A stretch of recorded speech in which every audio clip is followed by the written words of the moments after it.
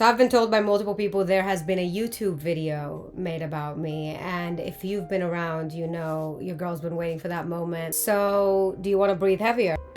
Who's a big boy? Ugh. So like I said, we've been waiting for this moment. I'm telling you in advance, this might be long. I don't even know how long. I know the video itself is 30 minutes long, and I also know that when I reacted to the Jubilee debate and it was 2 hours long, we are currently on part 7 on that bitch. That's the problem when you react to things on blind and when you can't shut your fucking mouth. So I want to start with the thumbnail because I just want to address a few things, right? There's a picture of me from a video that I made. I'll show it to you. The concept of Israel is so interesting to me because what do you mean things were promised to you thousands of years ago? Was being ugly and annoying promised to you because somebody kept their promise?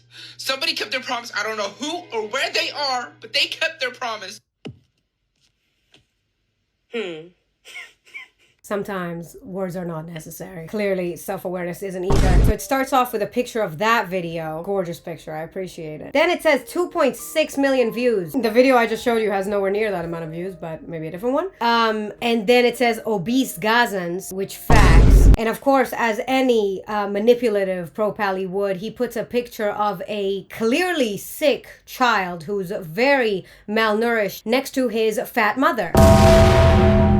I cannot wait to watch this. The title is Pro-Israel Propaganda, but make it trendy. Let's fucking go. Israel is currently having a bit of a PR crisis. Across the world, public opinion of the country is at its lowest point in history. What's driving this crisis? Well, one might argue that it's an inevitable consequence of killing tens of thousands of children, destroying the lives of 2 million people in a campaign of genocide that you posted on TikTok for the world to see, celebrating it, Gorgeous. Gorgeous work. making fun of it. Others, though, defenders of Israel mainly, would argue that, well, it's because you're always on that damn phone. People, young people especially, are being brainwashed with fake videos of suffering and lies and misinformation about the only Jewish state in the world that may or may not be committing a Holocaust. That's not relevant to this point. We're not. So, in an effort to combat this content, Israel started investing in the social media fight, paying influencers upwards of $7,000 per post. Yeah, so that's literally not a thing, right? If according to this guy, it's genuinely out there that we're getting paid, like there's an article that it's out there that we're getting paid $7,000 a post, right? Then it's not hidden. Why would we hide that from you? If I got paid at all to post, I would definitely post more than I do. And if I got paid $7,000 a post, you best believe my face is the only fucking thing you're gonna see on your Reels tab. I have actually been posting this whole time while having a full-time job in high tech.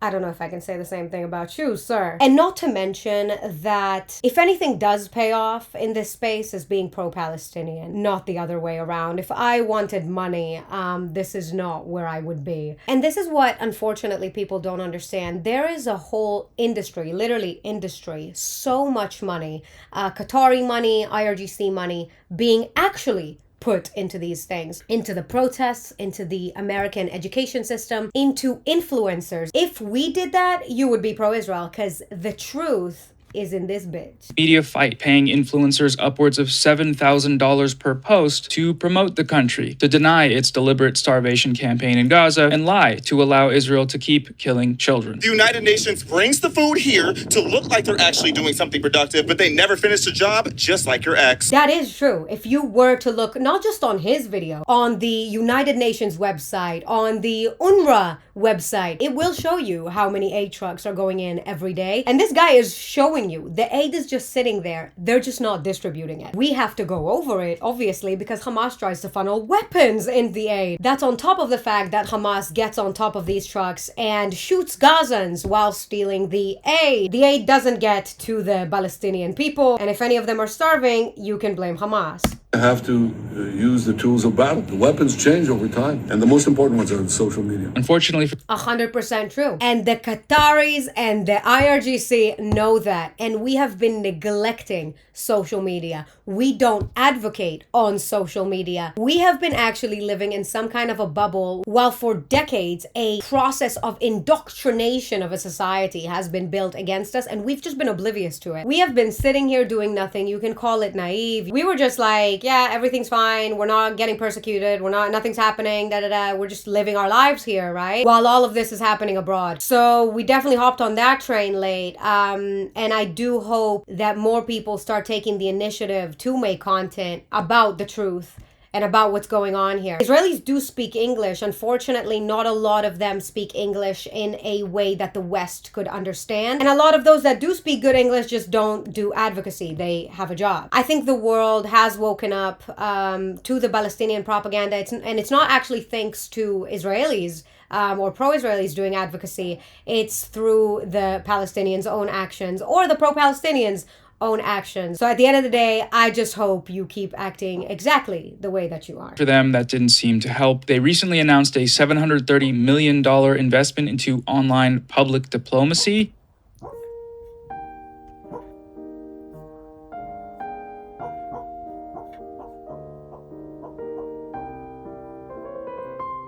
Baby? I know, baby. It's really hard to hear pro-Palestinians talking, but we have to sometimes. Don't cry.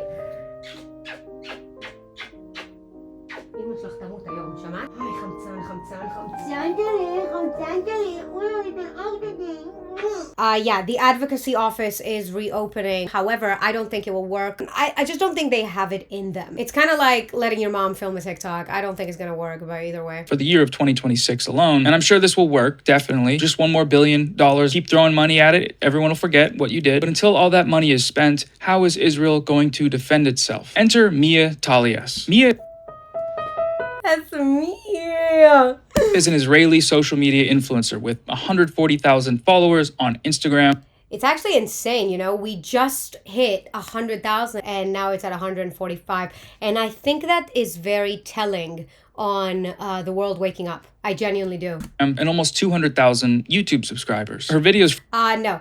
So I would say I probably have 4,000 YouTube subscribers from when I started again. I used to be a gaming YouTuber back in 2014 up to 20... I would say 2020, but then I made some videos in 2020 up till 2022, I think, and then I just dropped it. But all my subscribers are from that, and all of them are fucking dead by now. And I wish I could get rid of them, but I can't. And I wasn't gonna start a whole new YouTube channel because I already have this one, so... frequently reach hundreds of thousands, sometimes millions of views, and Good shit. Good shit. We're doing good work. She's on the leading edge of a new form of online pro-Israel content. By harnessing the power of trendy TikTok sounds, Sigma music, sarcasm, and... I'm so confused. You guys are allowed to do this, but we're not.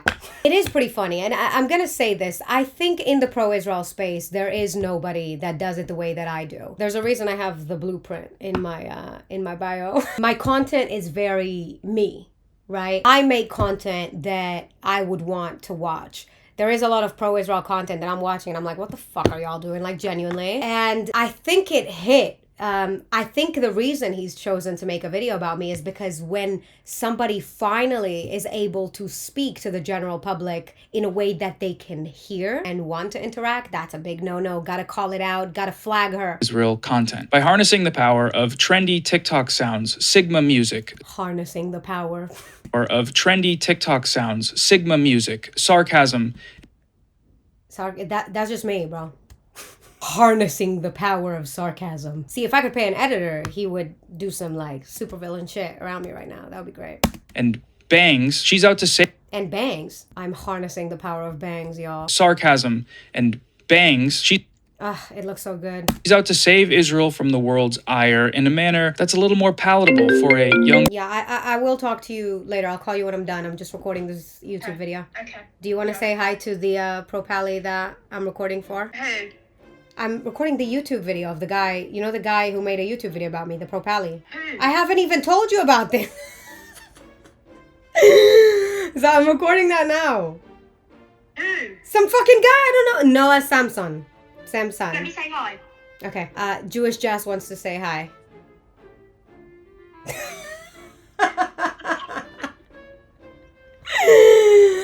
Next video is about you, bitch.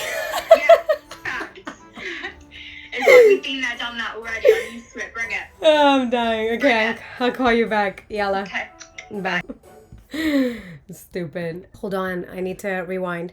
She's out to save Israel from the world's ire in a manner that's a little more palatable for a younger Western audience than the usual stuff coming out of Israel, which, to be quite honest, doesn't seem to have helped very much at all. Mia styles herself as a truth teller. Her bio reads, "I hate liars, so I make videos about the truth." That's how she's Where is that even written? Bro, this motherfucker went to my buy me a coffee. I was like, where did I even write that? Facts, by the way, facts. Coming out of Israel, which, to be quite honest, doesn't seem to have helped very much at all. Mia styles herself as a truth teller. Her bio reads, "I hate liars, so I make videos about the truth." That's how she's described herself in public appearances. I always hated liars since I was a little girl. I just Oh my God, he went to the... How did you even find this? That's crazy. couldn't handle it. I've always been like this disgustingly honest person. And is this Oh yeah, I have. It is actually crazy how honest of a person I am. And at the end of the day, I am the way that I am because I like to sleep well at night, right? And at the end of the day, I'm sleeping with me. There was a time when we were little kids and I did something wrong. I don't know what it was. My mom thought it was my sister. So she blamed my sister. She gave her a punishment and all that. And I came to my mom and I said, even though I heard the punishment and that bitch was not fun, I came to my mom and I was like, Mom, that was actually me. You should punish me instead. And it's in little things to this day where this happens to me. If I'm telling somebody a story of something that happened, let's say I was having a conversation with somebody 2 days ago, right? And I'm telling somebody about that today. If I say, oh, I spoke to this person on the phone yesterday and this happened, and while I'm talking, I'm realizing, wait, was it yesterday or was it the day before? I will have to point it out. I don't actually remember if it was yesterday. I think it was the day before. Even though that's of no relevance to the story, and that's actually why I'm a terrible storyteller. There are stuff I should cut corners in and I should really work on that because that's fucking bullshit. But at the end of the day, I am the way that I am because I like to sleep well at night. So I'm not doing this for you, I promise. I'm doing this for my own conscience. But I should definitely cut the dumb corners out of this behavior. Anyone that knows me knows they can trust me 100% of the time about everything. I do not tell lies. Ever. Is this the case? Well, I've always been like this disgustingly honest person. And is this the case? Well, let's find out. First up is an Instagram reel from Mia concerning the treatment of a group of pro-Palestine flotilla activists. You know the Palestine flotilla bullshit with the fake activists that illegally sailed to Israel to deliver aid they didn't have on their boats to the morbidly obese Gazans? This is the warm welcome they got in Spain. They're even wearing the cute little outfit we gave them. God, I hope they're warm in this difficult time. Okay, gotta pause it here. Lots of I'm funny as fuck. claims were made in a short amount of time. So according to Mia, the flotillas were bringing fake aid to more... They didn't have aid. They didn't have aid. They had condoms. Well, no. The flotillas were carrying aid. Here are a bunch of images of that aid. This most recent wave from April sent 58 boats. And what's this about Mia saying morbidly... Wait. In the flotilla where Greta came here, they actually did find a few tens of kilograms of aid to Gaza, and we actually did distribute it. In this flotilla, they found condoms and drugs. So I'm really glad that you're showing me pictures and text that says what they're going to do. And I think sometimes pro-Palestinians speak louder than words. So I want to show you what one of them said as he returned to his country. My name is Rosa Martinez, and I was a participant with the Freedom Flotilla Coalition aboard the vessel Adala, where I served as a boat organizer and a translator. I embarked on this mission because, I feel like there's a lot of misnarration in the media that this is some sort of humanitarian aid mission, where I think that's kind of flattening what it is that we're doing. Yes, there is aid. The aid that we have isn't sufficient to the structural issues in a post, quote-unquote, ceasefire Gaza. For me, as someone who I think at this juncture in history is very wedded to direct action, I feel like directly confronting the Israeli occupation forces at sea as we try to break this 20-year genocidal siege. So I think that for me, it's, engaging with the IOF directly, putting the spotlight back on Gaza because it has fallen off the headlines. But I also think it opens up conversations within our organizing communities as to how we can expand our litany of tactics. Let's just quickly rewind again. I embarked on this mission because, I feel like there's a lot of misnarration in the media that this is some sort of humanitarian aid mission, where I think that's... Ah, you fucking idiots. This most recent wave from April sent 58 boats. And what's this about Mia saying morbidly obese Gazans? Morbidly obese Gazans. Well, there was a narrative on Israeli social media sparked by photos of Palestinians in Gaza who were not visually underweight as a way to deny the existence of a famine in Gaza. על כך שישראל מרעיבה את העזתים. חייב להגיד לך, מהתמונות שאני רואה, אני חושב שצריכים קצת לרדת במשקל. Oh, 100%. They do, 100%. This is the only famine in time where they need Ozempic. אפשר לקרוא לזה הרעבה סלקטיבית, כמו הזעזוע הסלקטיבי של השמאל, כי בתמונות רואים ילדים מאוד מאוד רזים, ממש מזי רעב, וההורים שלהם שמנים ובריאים, לפעמים אפילו אולי סובלים מהשמנת יתר. זה באמת תופעה, אני חושב שהיא... יש לנו את התמונה של האימא של הילדה שטענו שמתה מרעב, אסף, אולי נשים אותה? היא כבר מתה? אתם חייבים לראות את האימא. בוא נאמר ככה, כשרואים בואו תראו אישה מורעבת, אתם חייבים לראות. בואו נראה, יש לנו את זה? תעלו את זה טיפה למעלה, יופי, תורידו. זו לא אישה מורעבת. לא, זו אישה שאולי אכלה את כל האוכל של הילדה שלה, זה... לא יודע, לא יכול לחשוב על שאכלה עז שלם. שאכלה את הילדה עצמה. But there was a famine in Gaza. There isn't. And there wasn't. And anybody in Gaza who is starving is because of Hamas. Hamas is stealing the aid. And unfortunately for me, I don't know if I can show these videos. I'll try my best to censor them. Anybody in Gaza that's ever faced some sort of hunger, you can blame Hamas. And I think the best part about it is that the Gazans themselves blame Hamas. Before I get to Hamas stealing the aid, let's quickly look at some famined Gazans. شعبين وعندكم احنا في العرض الجديد ان شاء الله. العرض الجديد هيكون عن كيلو شاورما. هنعمل كيلو شاورما صافي. So that was number 1. Here's number 2. والله اولاد المخيم اولادي وعودوني.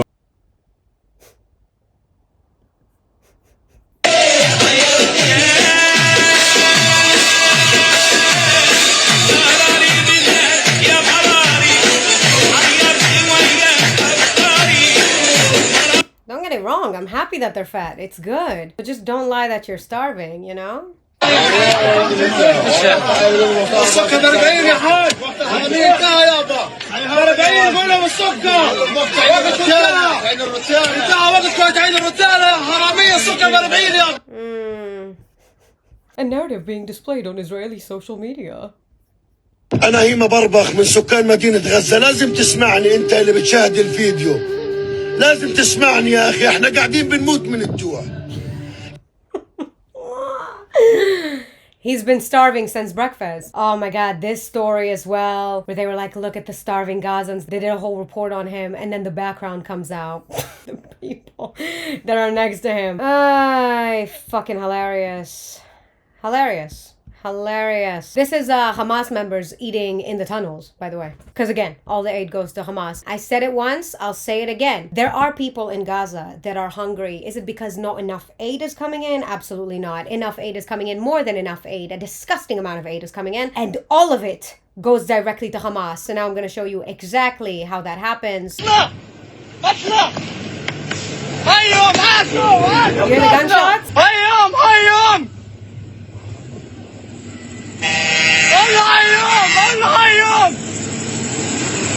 You see the Hamas members sitting on top with their little pew-pews? Do you hear the gunshot? Yeah. Here's some more.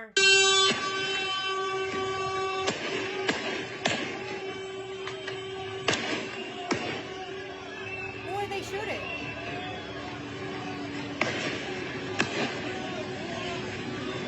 Look how many of them.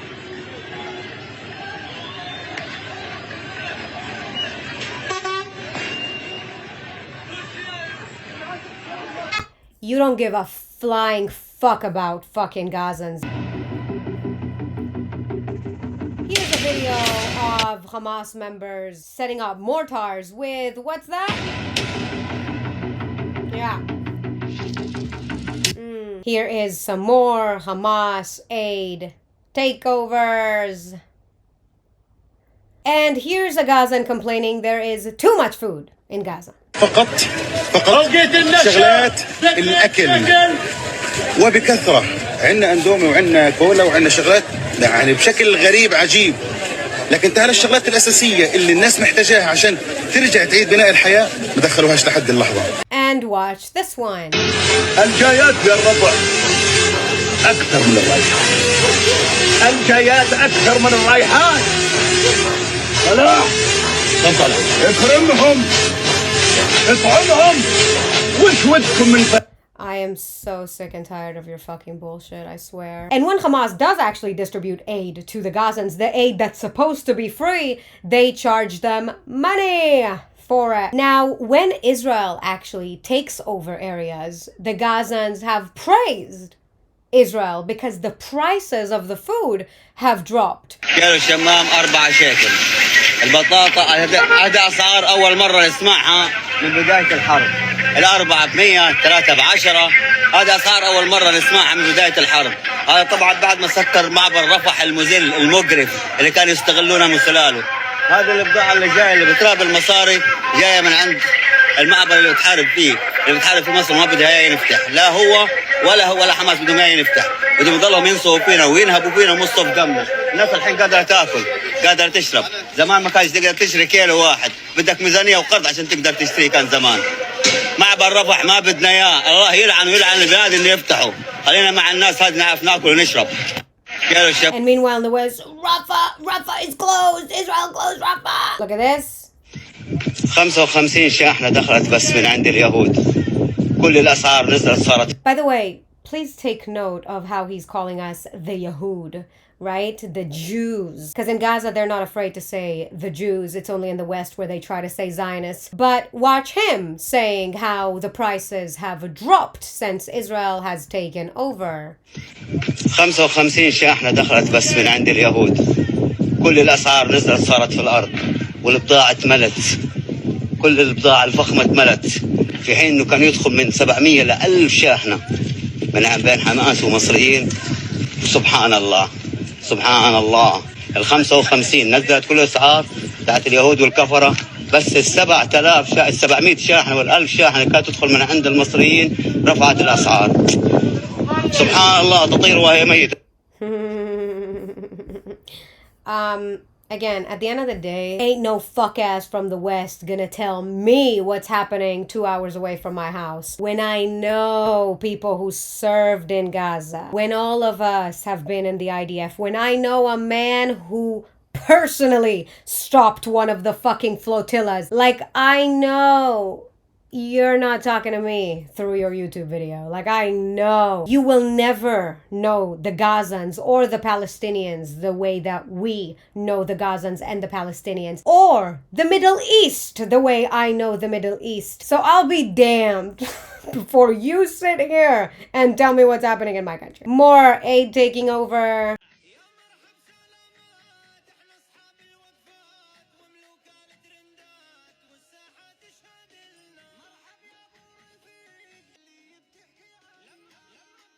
Oh, and watch this video. المساعدات اللي بتيجي إلها ولعناصرها وللناس اللي بدها إياه ما بهمها. أنا واحدة من الناس حماس ما بهمها أن أنا أموت أعيش. ابني استشهد ما حد قال لي وين أنت. أي أولاده 200 من الجوع. هاي أولاد ابني 200 من الجوع ما عندهم مش طحين لأن الطحين مقطوع ومعيش أشتري طحين. اجى واحد قال لي خذي لك كيلو هالطحين بوزعوا قاعدين في المخازن بعيني قدام عينينا بوزعوا المساعدات وبوزعوا كل حاجه على اللي بخصوهم. بتروحي كان قال لك ما فيش. I'm not a doctor, but what I saw today were a lot of healthy people who were very energetic. Many of them were young, age 12, 14, 16. Adults in their 50s and 40s with 5, 6, 7 children. They were healthy based on the way I viewed it today. זאת הפעם הראשונה שעיתונאי מורשה לתעד את מתחמי חלוקת הסיוע האמריקניים בתוך רצועת עזה. The lucky ones got the potatoes, the onions, and the really lucky ones got the flour. ביל המר, מגיש בכיר ברשת פוקס ניוז, התלווה היום לצוות של GHF, קרן הסיוע האמריקנית שמובילה את מבצעי חלוקת המזון ברצועה בחודשים האחרונים, ושמע מהעובדים בשטח איך מתבצעת החלוקה, וכמה זמן עובר מהרגע שבו המתחם נפתח, ועד שמנות המזון מחולקות כולן. No, you'll see all this food here will be gone in about 15 minutes. 15 minutes. נראה שהאמר לא התרשם מקמפיין הערבה השקרי של חמאס, ותיאר את העזתים שפגש היום בנקודת החלוקה ברפיח כרחוקים מאוד ממצבם של החטופים הישראלים.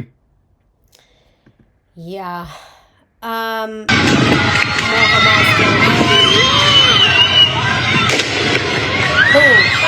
Boom. Boom.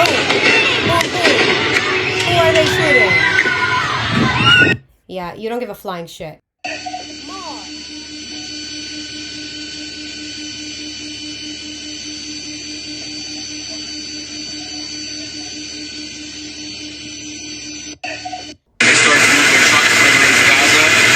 ايه نوع المشاكل؟ الناس بتحسسك انك انت سواقين الشحون، ان احنا سبب الحرب واحنا سبب المجاعه على قطاع غزه وسبب احنا حراميه واحنا وندعس الناس.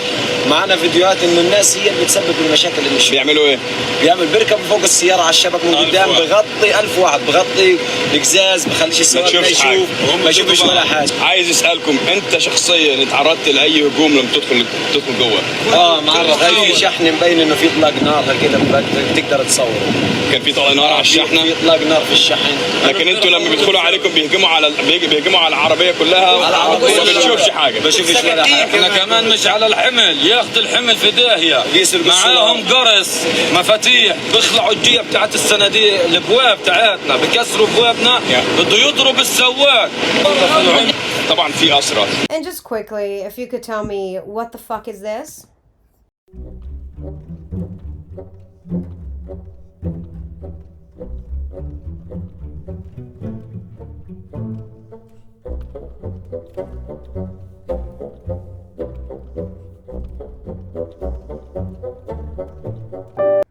Lovely. Nice. Did you see that kid throwing the rock at the trucks? Yeah, Hamas is the scum of the earth. And you are promoting Hamas propaganda. Congratulations. Months before the flotilla set sail, the IPC, the highest governing body tasked with determining famine levels, declared a famine in Gaza. Hundreds of people starved to death. Words, blah, blah, blah, blah. Hundreds of thousands more were and remain without adequate food. And all the Can you just quickly, I don't know, that picture reminded me of something. Could you quickly tell me what this is?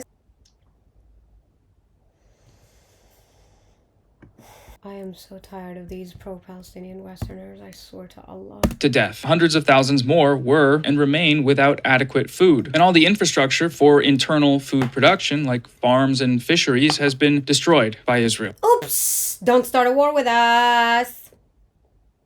And let me tell you something. Let's say that we were actually doing these things. We were starving them. We were, like, literally, let's say we were. Don't start a war. Don't do that. Anything that happens to you after you start a war with me, I could not give a flying shit about, respectfully. What the fuck? So that's the population that this aid was being sent to, because Israel continues to block trucks of humanitarian aid at the border. As we fucking should. See, here's the thing. I wish we genuinely did that. Sometimes we do stop the aid for a short amount of time, right? Even though they do have more than enough food in there, but we stop the aid to put pressure on Hamas to stop their shit, but then we resume it right away, unfortunately. And again, you don't understand how to fight these people. At the end of the day, this aid doesn't get to the Gazans. When we stop the aid, it's to stop the aid from going to Hamas. They're the only ones who take it anyway. So either way, the civilians are not getting the aid, right? So if we stop the aid trucks, it's not stopping them from getting to civilians because they don't get there anyway. But yeah, we shouldn't stop it for a short while. We should stop it altogether. When Hamas feels they're like that, that's how you have to treat your enemy, and like that. That's when they'll stop sending missiles. That's when they would have released our hostages. But we don't do that. Again, unfortunately, if we genuinely did that, I would be happy. I would be the first one to sit here and tell you, fuck yeah, we stopped the aid. The first one. I would. But it's not the case. Just don't lie about us, That surrounds Gaza, that they control everything that goes in and out, kind of like a concentration camp. At the end of... No, it's not kind of like the concentration camps actually at all whatsoever, but this is now the second or third time that he's trying to insinuate something about the Holocaust. And again, this is the type of manipulation that these people do, and I'm not expecting any better, truly. Of the day, don't illegally sail to my country and you're good. Don't do that. Don't do that. If you do, you deserve whatever the fuck you're gonna get. 100,000%. Who is this? Unfortunately, we are too gentle with these people, but the Spanish police did what we didn't get to. To the last claim that the flotillas broke the law or that they were illegal, Mia didn't name any of the laws that they broke, but I know one party that did break the law, Israel, when it attacked these boats, disabled them, and abducted and imprisoned the activists. That happened in international waters. Yeah. Where are they going? Where are they going? If somebody's like, yo, bro, I'm about to break into your house. I'm on my way. And you find out they're about 2 houses away from you, right? Do you or do you not go to stop that motherfucker? That's what I thought. That's what I thought. You probably wouldn't, pussy. You would have given him your house key and told him to fucking stay over. You do not sail to my country. And we will stop you. And we will detain you. Of course we will. Try to sail to Russia. Try to sail to any other country. Do we know what happened to the pro-Palestinian activists in Libya yet?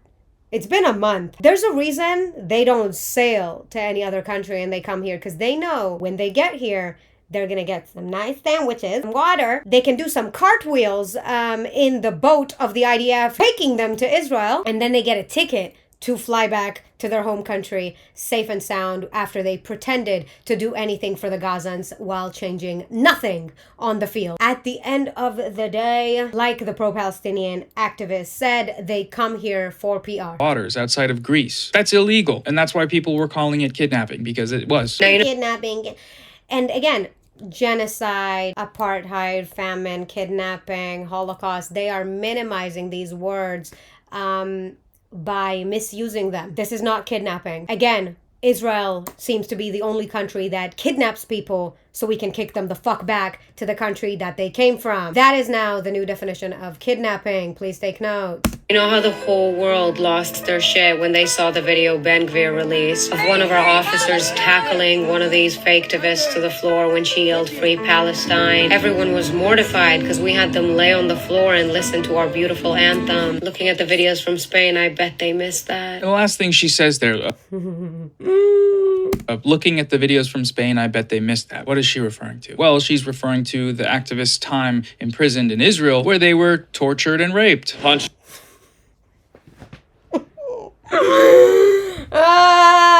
And kicked in the face, in the ribs, in the body. I have a fractured cheekbone and a fractured rib and a pulmonary contusion in my lung, concussion, overwhelmingly. He's like, words of what bad things that happen to people, things, ouch, owie, aya. The worst feeling is to be in a stress position or in a position where you have no power, you're trapped, and to hear people that you love being tortured and being raped around you in the same space. And you know what's funny? In a corrected world where people are not fucking stupid, this guy would be a laughingstock. Like, ain't nobody gonna watch that and believe this fucking bullshit. And let me tell you right now, believe me, don't believe me, I couldn't give a fuck. None of this happened. And if you can't see that from their own interviews, like, genuinely, I have nothing to tell you. And it's not just from their interviews. I'm telling you right now, it didn't. To do anything about it. I was dragged into a darkened container ship on a prison boat. I was sexually assaulted. I was beaten. Unbelievable. Unbelievable. And that was just the beginning of 4 days of absolute hell. Physically beaten. And this is unreal. This is unreal. This is actually so Black Mirror. It's genuinely Black Mirror.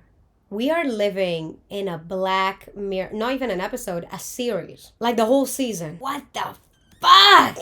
Abused on camera in front of the world. And I bet they missed that. Sometimes. I bet they missed that. I bet they missed the time they had in Israel, and I will stand on that 10 toes down. Spain been fucking up recently, I'm not gonna lie, but that day, glorious. We appreciate you, genuinely, because we didn't get to do that. I'm telling you, right now, you need to listen to me. If we genuinely beat the shit out of them, I would be happy to sit here and say that we did. I would. I would. times by high-ranking government officials. Israeli Security Minister Itamar Ben-Gvir released footage on X Wednesday of him taunting detained activists from a Gaza-bound flotilla. Welcome to Israel. We are the landlords. The people of Israel. Yeah, we are. Welcome to Israel. We are the landlords. The people of Israel live. They came as big heroes. Look at them now.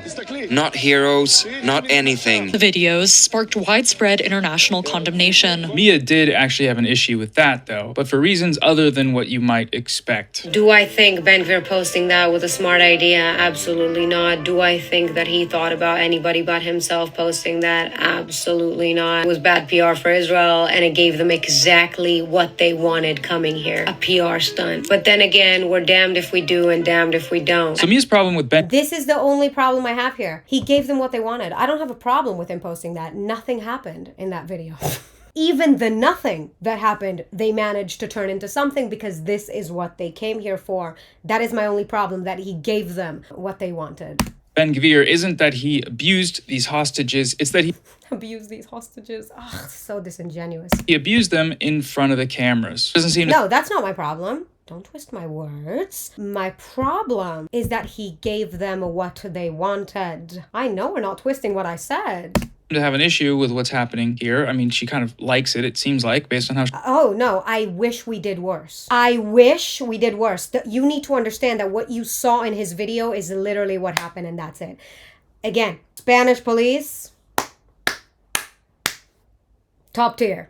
She talks about it. We are too gentle with these people. She just does. We are. And again, it's not just with them. It's just how we are. We have a set of morals in which we act to. And it's the same thing about what I said about myself. We don't act according to these morals because we owe anything to your fuck ass. We act according to them because that's our set of morals. And these activists know that. That's why they came here. You best believe that if they thought for 1 second they're gonna get abused, raped, God forbid, or anything else, they wouldn't dare to come here. But they keep coming back. And if that's not enough common sense for people to understand that what's going on here is a PR stunt and a PR stunt alone, I honestly can't put that in your mouth. I cannot spoon feed you this. They claim these horrific things happen to them, and they keep coming back here. That's all you need to know. The way that we treat these people is unfortunately good. They don't deserve good. They deserve to be treated like the piece of trash they are and kicked the fuck back to their countries so they never come back here again. They need to be treated in a way that will make them realize they cannot come anywhere near my border. And that's how every country should behave with stupid fucks like that. You do not get to ride on my country's back and make a fucking party out of it. Absolutely not. So yeah, the way that we behave is according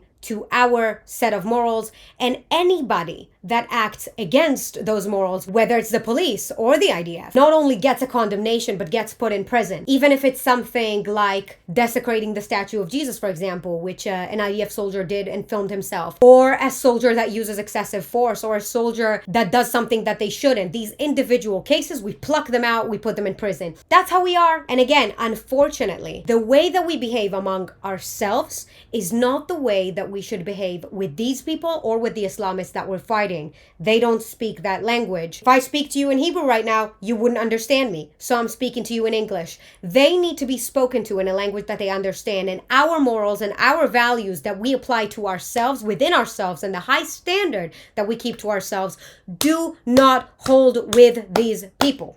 And that's why we should adapt accordingly. We should speak their language. That's why we need to, all the countries that we're fighting, we need to speak their language. We need to speak in Arabic. And it's not speaking in Arabic in the sense that speaking the language Arabic, it's speaking in Arabic. You cannot apply Western values when fighting with Islamists. You cannot treat people like this who come over here to make a spin off our backs with the same dignity that we treat each other in our own country. They deserve to be treated in a way that will have them never come anywhere near my country again. The countries that are fighting us, we need to fight them exactly the way they fight among each other. That's the problem with all these ceasefires. They don't do ceasefires. They do hudnas, which is a temporary ceasefire that would buy them more time until they can attack you again.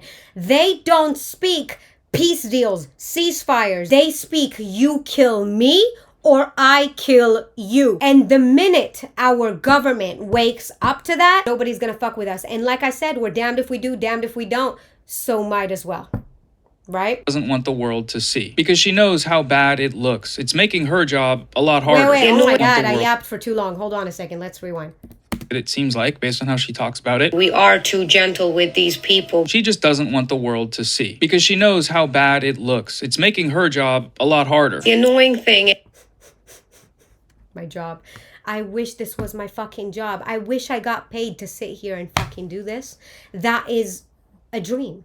That is a dream. Yes, the entire world lost their shit about what Ben Gvir did. But let me guarantee you right now, ain't nobody but... And wait, sorry. Oh, I know I didn't just apologize to myself. I was like, sorry I cut you off, Queen.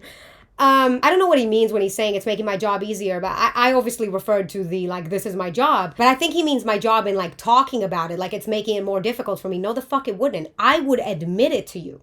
I'm not sure he understands that if we genuinely beat the shit out of these people, I would sit here admitting it. Like, I don't think you understand that. You're playing a video where I had at the bottom of the screen the Spanish police beating the fuck out of these flotilla cunts for 3 minutes straight. And you don't even understand. I tried to shove as many angles of it as I could so y'all can enjoy it too. And you still don't understand that if my country did that, I would be proud of it. Are you on crack? To give a fuck about this, because if they can't do a spin on Israel, nobody cares. A lot of people protested Israel's abuse of these activists, but when Spain did the same thing in these videos, they fell silent. We only care when it's Israel doing stuff, but that's not true. After the footage of these activists being beaten by Spanish police was posted, thousands of people... Yeah. How about you show me social media on that day compared to social media on the day that Ben Gvir released his video? Shut the fuck up. Protested. It was widely reported on and heavily criticized by several prominent media outlets and many prominent media outlets. Eye on Palestine. Activists. This is a common tactic. It's an easy tactic and you gotta watch out for it. Manufacture watch out. A double standard. Just say nobody covered it and nobody cares, because then you don't have to show anything and people will believe you. So this clip... Yeah, you know damn well that the coverage on Israel, just like the UN condemnations of Israel, is exactly 1 billion times more than anything else. You don't have to show anything, but people will believe you. No, we're actually not believed, no matter what we say. And you know what's funny? The only time they believe us is when it works for them. So for example, something, an IDF soldier could do something bad, right? And then when the IDF posts a statement admitting it and taking accountability, they will say, see, the IDF admitted it. They're gonna ignore the fact that there's gonna be consequences for the soldier and that they've taken accountability, but they'll be like, see, the IDF even admitted it. But if the IDF makes a statement about something that happened, which again, all factual, all based in truth, they will not acknowledge it and they will try to find any way, shape, or form to debunk it. But when the IDF makes one of these statements being like, yeah, this guy fucked up, we're doing this and that, they're gonna use it. And they do the same with Israeli articles, for example. So we could give them a source of something, we can explain something, and then they'll be like, that's an Israeli source, you can't use that, da-da-da-da-da. And then you will say something and they will fully use an Israeli source in their argument, like Haaretz or something like that. But yeah, we're not believed, ever, no matter what we say. So I don't know what argument you're making here. People will believe you. So this clip goes on for another minute or so, but I think you get the gist by now. Mia is fired up and excited at the sight of people in handcuffs being brutalized. And honestly... Fuck yeah. You know how they could have avoided that? Don't come here. Don't come here. Notice how I'm not being beaten up and I'm not in handcuffs right now? It's because I don't do shit I'm not supposed to do. So this clip goes on for another minute or so, but I think you get the gist by now. We don't want to play the whole thing? Why not? Why do they get the gist? Let's play my whole video. Outfit we gave them. Now I'm wondering what he cut out of my video. God, I hope they're warm in this difficult time. They came over here, they got sandwiches and water and still got back and claimed that we abused them. Filming the... Oh, that's what you cut out. That video got them exactly what they came here to do. They would have... I just remembered what the rest of my video is. Lied about it anyway. They're actively lying about this right now. Ah, that's what you cut out because they get the gist. Ah, what a classic. Now we about to watch the whole thing. Brilliant, brilliant, brilliant. Okay, watch. Nobody cares. Last time they came over here, they got sandwiches and water and still got back and claimed that we abused them. Filming that video got them exactly what they came here to do. They would have lied about it anyway. They're actively lying about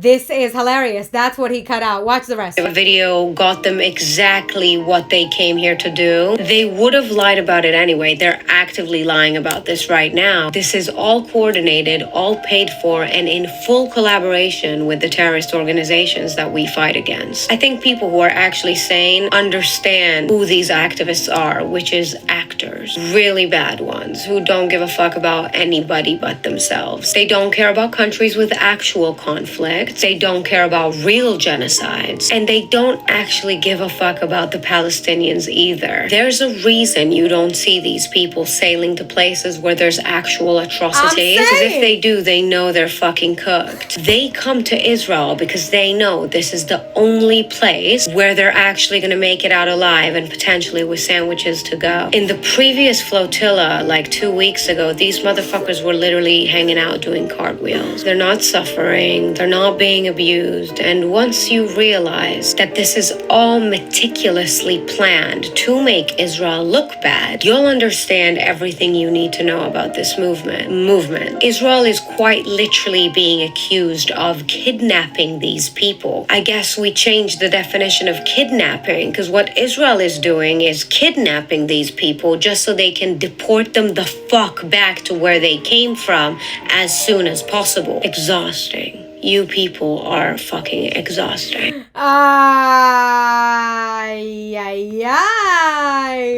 did you cut that part out? Is it because they get the gist? Or because you didn't want to see what happened on the IDF boat and what your flotilla actors were caught on camera doing, which is pretending to be injured and then completely fine. And I didn't even put all of them. Oh my god, you should have seen Twitter that day. It was absolutely fucking hilarious. I always tell you guys this. Disingenuous, inauthentic liars. And again, that's the whole pro-Palestinian narrative. It's taking only the particular thing that fits what they want to say and never showing the full picture. And that's why you're disingenuous.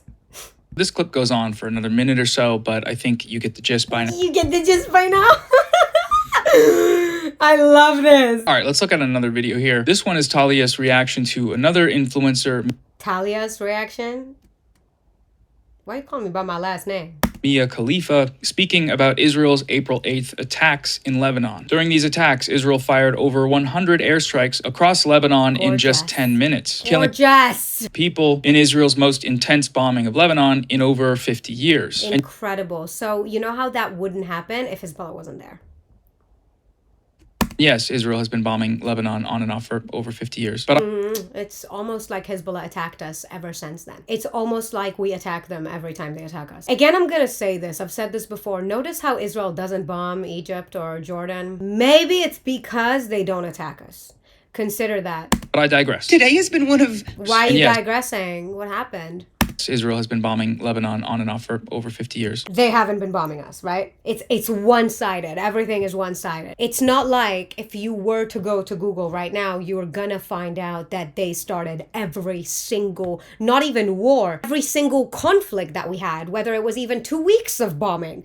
They started. You know why? Because there's a genocidal terrorist organization over there that wants the annihilation of Israel under the wings of the IRGC and in full funding of the IRGC. That's their whole purpose. Hezbollah's not there to plant trees. We, on the other end, refuse to die.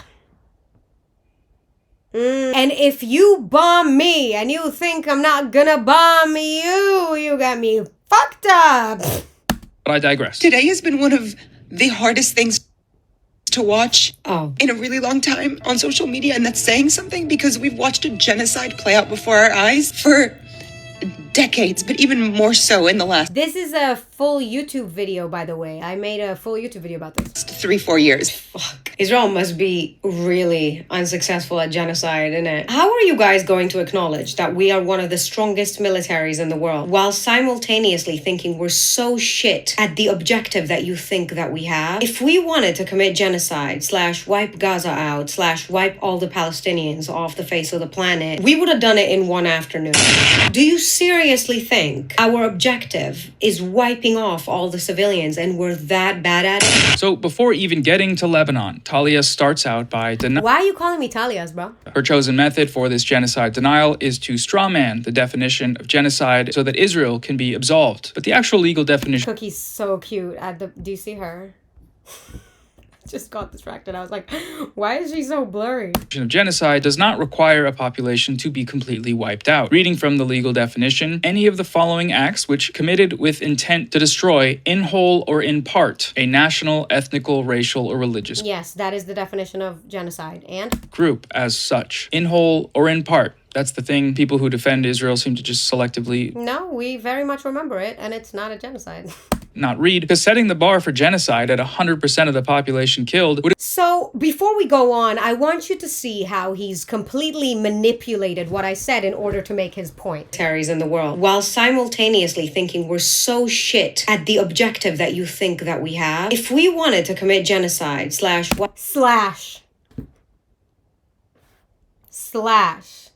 wipe Gaza out / wipe all the Palestinians off the face of the planet, we would have done it in one afternoon.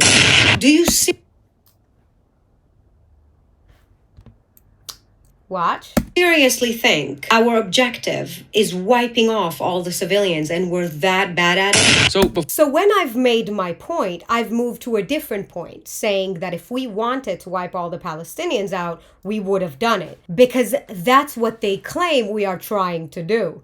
They claim that we are trying to kill all the Palestinians in Gaza. So I've moved on to make that point. He wants to make his point about genocide, and he's trying to make it look like I said that a genocide is killing all the civilians, when what I said is genocide / killing all the Palestinians. We would have done it in one afternoon. Absolutely. We could have. Totally. And about the genocide part, I said, there's no way you think we are that shit at the objective that you think we have. Not only because, factually on the field, but if we wanted to commit genocide on the civilians in Gaza, I find it hard to believe that we would let them know when and where we are about to bomb and where they should go to find safety. This one is Talia's reaction to another influencer, Mia Khalifa, speaking about Israel's April. Oh my God. Another influencer, Mia Khalifa. That's a definition nobody's given her before. April 8th. Yeah, anyway, I want us to watch this again because I want you to see how he manipulated what I said. In a really long time on social media, and that's saying something because we've watched a genocide play out before our eyes for decades, but even more so in the last 3-4 years. So please pay attention. She said they've watched a genocide play out for decades. So that's why I've made the point. How dare you think we're that bad at the objective that you think that we have? Fuck. Israel must be really unsuccessful at genocide, innit? How are you guys going to acknowledge that we are one of the strongest militaries in the world while simultaneously thinking we're so shit at the objective that you think that we have? If we That's what I said about genocide, right? And then wanted to commit genocide / wipe Gaza out / wipe all the Palestinians off the face of the planet, we would have done it in one afternoon. We would have. Easy. What the fuck? Do you realize what my military can do? I don't think you do. Like, look at the shit that we've done. Whether it's the pager operation, whether it's the assassination of the IRGC leaders that we targeted in the previous war and in this war, whether it's getting Nasrallah in his underground bunker, whether it's killing somebody with a targeted strike into his window, which leaves the laundry hanging for his neighbor. Like, there's no way that you think we have an objective in sight, and not only have we not achieved it yet, and it's still our objective that we are constantly trying to go after, apparently. Every major genocide throughout history. Mia is likely aware that almost all the relevant experts on this issue have declared what Israel is doing to be a genocide, so in order to still defend it... Interesting. Can you explain to me why there has been a case against Israel for genocide in the ICJ for 3 years almost, and they still haven't managed to provide one piece of evidence that this is happening? Yeah. She has to lie, which she hates to do, apparently. I always hate. Hate. Which is why I don't do it. And again, my boy, I don't owe you shit. I don't not lie for you to be satisfied. I don't lie for me. I don't give a fuck about you. And at the end of the day, again, the truth is here. The truth is here. And the only thing I can do, and I keep saying this, is to try to get it out there, right? I can try to help people see through your bullshit. If they choose to believe me or not, that's up to them. I couldn't give a fuck. At the end of the day, I'm not gonna have to suffer the consequences of Palestinianism, let's just say that, in my country. I will not suffer the brain rot of the Qatari indoctrination on my society. And I live here with these people, so at the end of the day, you thinking that you know more than I is laughable to me. So like I said, I could try to help you see the truth. I always encourage free thinking, so anybody could always go look up what I'm saying. I encourage it. But at the end of the day, believe me, don't believe me, that's up to you. I'm putting the information out to the world. You can take it, you can leave it. I obviously highly recommend believing me, but again, that's completely up to you. And another important thing that I think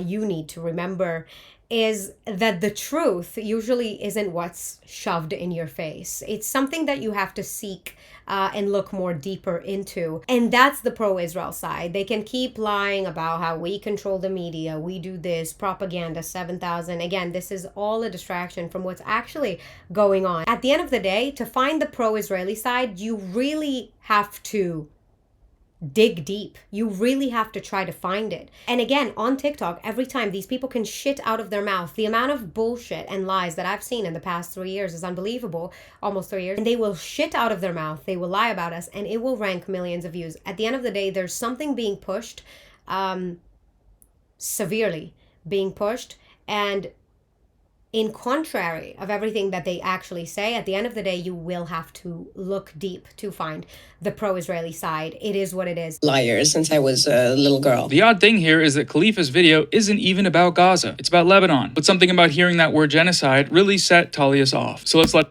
No. Liar, liar, pants for hire. Let's listen to Mia Khalifa again. To watch in a really long time on social media, and that's saying something because we've watched a genocide play out before our eyes for decades, but even more so in the last 3-4 years. She was talking about Gaza. Yeah? That was not about Lebanon, and you know that, but you're a fucking manipulator, aren't you? Aren't you? Khalifa's video isn't even about Gaza. It's about Lebanon. But something about hearing that word genocide really set Talias off. So let's let her continue. It's only been... Because how are you going to make your point that, oh, I heard genocide, so I immediately thought about Gaza? Nobody was talking about a genocide in Lebanon, weren't they? Seconds. Let's see what she has to say about Lebanon. Wait, so now you do understand that now she's going to start talking about Lebanon, and she wasn't talking about Lebanon before? Continue. It's only been... It's about Lebanon. But something about hearing that word genocide really set Talias off. So let's let her continue. It's only been 5 seconds. She has to say about Lebanon. Yeah. 160 airstrikes in 10 minutes on Hezbollah targets, residential buildings, on schools, on hospitals, on civilian infrastructure. She's not going to mention that. Also, schools and hospitals, where? Evidence? No? Pause the tape real quick. Hey Mia, Israel's attack. What's up, bro? Israeli attacks on health facilities, ambulances, and paramedics must be investigated as war crimes. Israel deliberately targeting medical facilities in South Lebanon, say health workers. When it comes to Hezbollah, they are using civilian infrastructure for their terrorism. When it comes to the ambulances, again, they use them for terrorism, just like Hamas. That's not hard to find, and you know this. We have filmed them doing this hundreds of times. And if you're a terrorist and you use an ambulance in order to conduct your terrorism, the ambulance is gonna get bombed, and you can suck my dick And let me tell you something. All this bullshit is not coming from Lebanon itself, right? Because the Lebanese government is dying to get rid of Hezbollah. The Lebanese government is trying to have peace talks with Israel. These people, like this guy, are defending the right of Hezbollah and Hamas to continue waging war against us. And that is the most important thing that you need to understand. They can continue trying to demonize Israel for doing this and doing that and doing this and doing that. But again, we're not getting anything out of bombing hospitals and bombing schools and bombing ambulances, so your bitch ass can complain. And I think the main part that you need to understand, and if you don't, that's a problem, that if Israel could conduct these wars without hurting a single civilian, we would have. And every death for a civilian in these wars is used for propaganda by these people, because they don't actually care about civilian lives. They don't care about the hospitals or the schools. They want the situation to stay exactly the way it is because it benefits them, because Israel gets hurt, because Israel gets demonized. Do you think we enjoy getting scrutinized by your dumbass? Do you? Do you think I enjoy having to listen to all of you stupid fucks every day yapping about my country and lying about my country? Do you think I enjoy this? Really? There is nothing that we don't do to try to protect civilians, but there's only so much we can do when the terrorist organizations that are waging wars against us hide within civilian infrastructure. So as much as we try to warn and as much as we try to make them go away, civilians are gonna die. It is what it is. Civilians die in Israel too. Have you ever spoken about that? I highly doubt it, but we recognize that it is what it is. It's fucking war. There are two people that I've known that were murdered by Hamas terrorists on October 7th. One of them was a childhood friend of mine, the son of my mom's best friend, and one of them was a co-worker of mine when we worked in the police academy. And you want this to keep going. You want them to keep killing us. This media war, at the end of the day, that's what Bibi said, and it's so true. It's putting pressure on Israel, international pressure. You know why? Because everybody's dumb fucks. Everyone is stupid. Literally everyone. And they don't understand the Middle East, nor do they understand what's going on here. And that's why he's saying that we have to tackle that as well. On top of being so successful in the field and in what we're doing, we have to tackle that as well. And I 100% agree. I'm glad that they've woken up, and I hope they do something about this. I hope they start fucking funding us and I don't have to do this for free. I hope so. Getting paid to speak the truth is fucking crazy. So yeah, we don't just bomb shit for no reason. So you have something to say, I promise you. And even when we don't do that, by the way, and the missiles fall within Lebanon or within Gaza because Hezbollah and Hamas are launching missiles that fail and fall in civilian population and kill people, right? That's also, of course, included in the casualties of war, as if Israel did it. And even when those things happen and they bomb their own shit, we're blamed for it. So again, we're damned if we do and damned if we don't. There is a fucking magnifying glass on Israel, right? So what the fuck makes you think we would just bomb shit for no reason when you're looking at us like that? Also, do you know how expensive it is to bomb shit? What the fuck makes you think we're gonna waste money on bombing things that have nothing to do with our security? And that's besides the point. All of us have been in the IDF, right? I personally know multiple soldiers that have served in Gaza, but I know a soldier that specifically served in Gaza bombing things from the ground. You don't even understand. You don't even, and again, I can never explain that to you. You don't even understand how much goes into every strike. And you don't, it's not just the different sects of the army working together for every strike. But besides all the planning for each strike, besides all the planning of bombing the terror tunnels and making sure to plant the bomb all throughout, we will cancel a strike in the last second if we detect a civilian around that is not supposed to be there. And you won't understand that. You know why? Because you're not in the IDF, because you weren't in the army. You're in your room talking to your computer about a conflict that you have nothing to do with. And again, not only do I know these soldiers, right, but I've been in the IDF. I've been inside. I know the ins and outs just like every other Israeli. So there is nothing that you can say to me about my own military when I am in my own military. I find that absurd that I have to address a guy showing me articles when I know what's going on. It's so funny. Lebanon have made the country the deadliest place in the world to be a healthcare worker or patient. They've targeted hospitals and ambulances hundreds of times in the last 2.5 years. And nearly half of every one of these attacks has resulted in one or more people being killed, compared to a 13% average for all other conflicts in the same time period. Since March of this year alone, Israel has killed over 130 medical workers and targeted over 160 ambulances and healthcare facilities. This is... I wonder why. Could there be a reason that we bombed so many ambulances?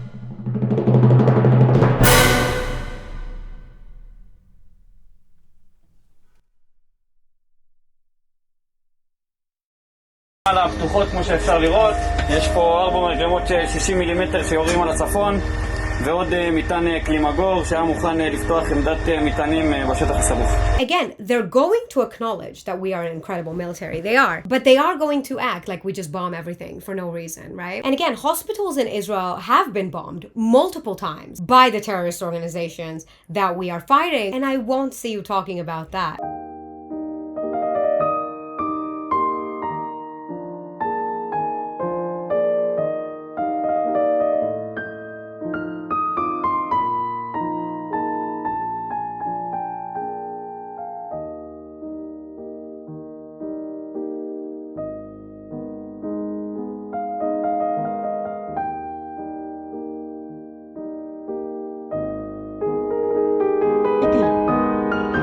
Viva!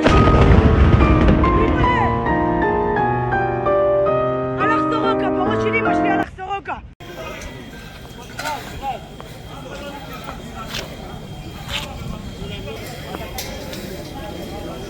תראו את גבול הברסים, תראו את האנשים, תראו את האנשים.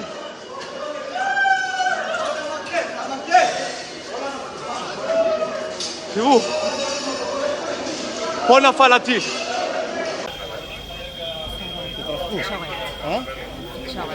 בסדר, אין בעיה. בואי תתרחקי, לכי תעמדי שם אחרי הססל, תעשי לי טובה. תצאי שם. אתם לא מבינים מה הולך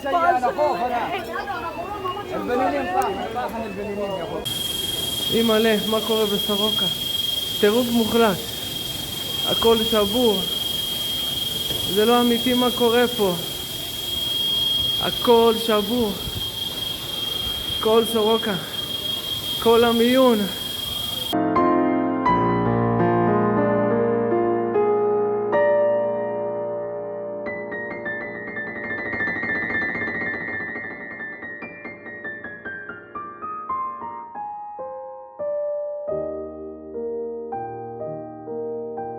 The difference between us is that if we strike something, there's a reason. And there is so much planning behind it that, of course, your brain would not be able to comprehend. And when they bomb something, they just bomb it. Because their goal is to kill us. Our goal is to eliminate them killing us. Do we have an understanding about that? The Lebanese government and the Lebanese people have a very good understanding on who brought this upon them. مين بتحمل؟ ما غيره نعيم قاسم. الله لا يعطيه عافية. شو بتقول له لنعيم؟ إذا بده ينتحر يروح ينتحر بطهران، ما ينتحر بلبنان. بدنا نعيش ولا يبهدل الشيعة بلبنان.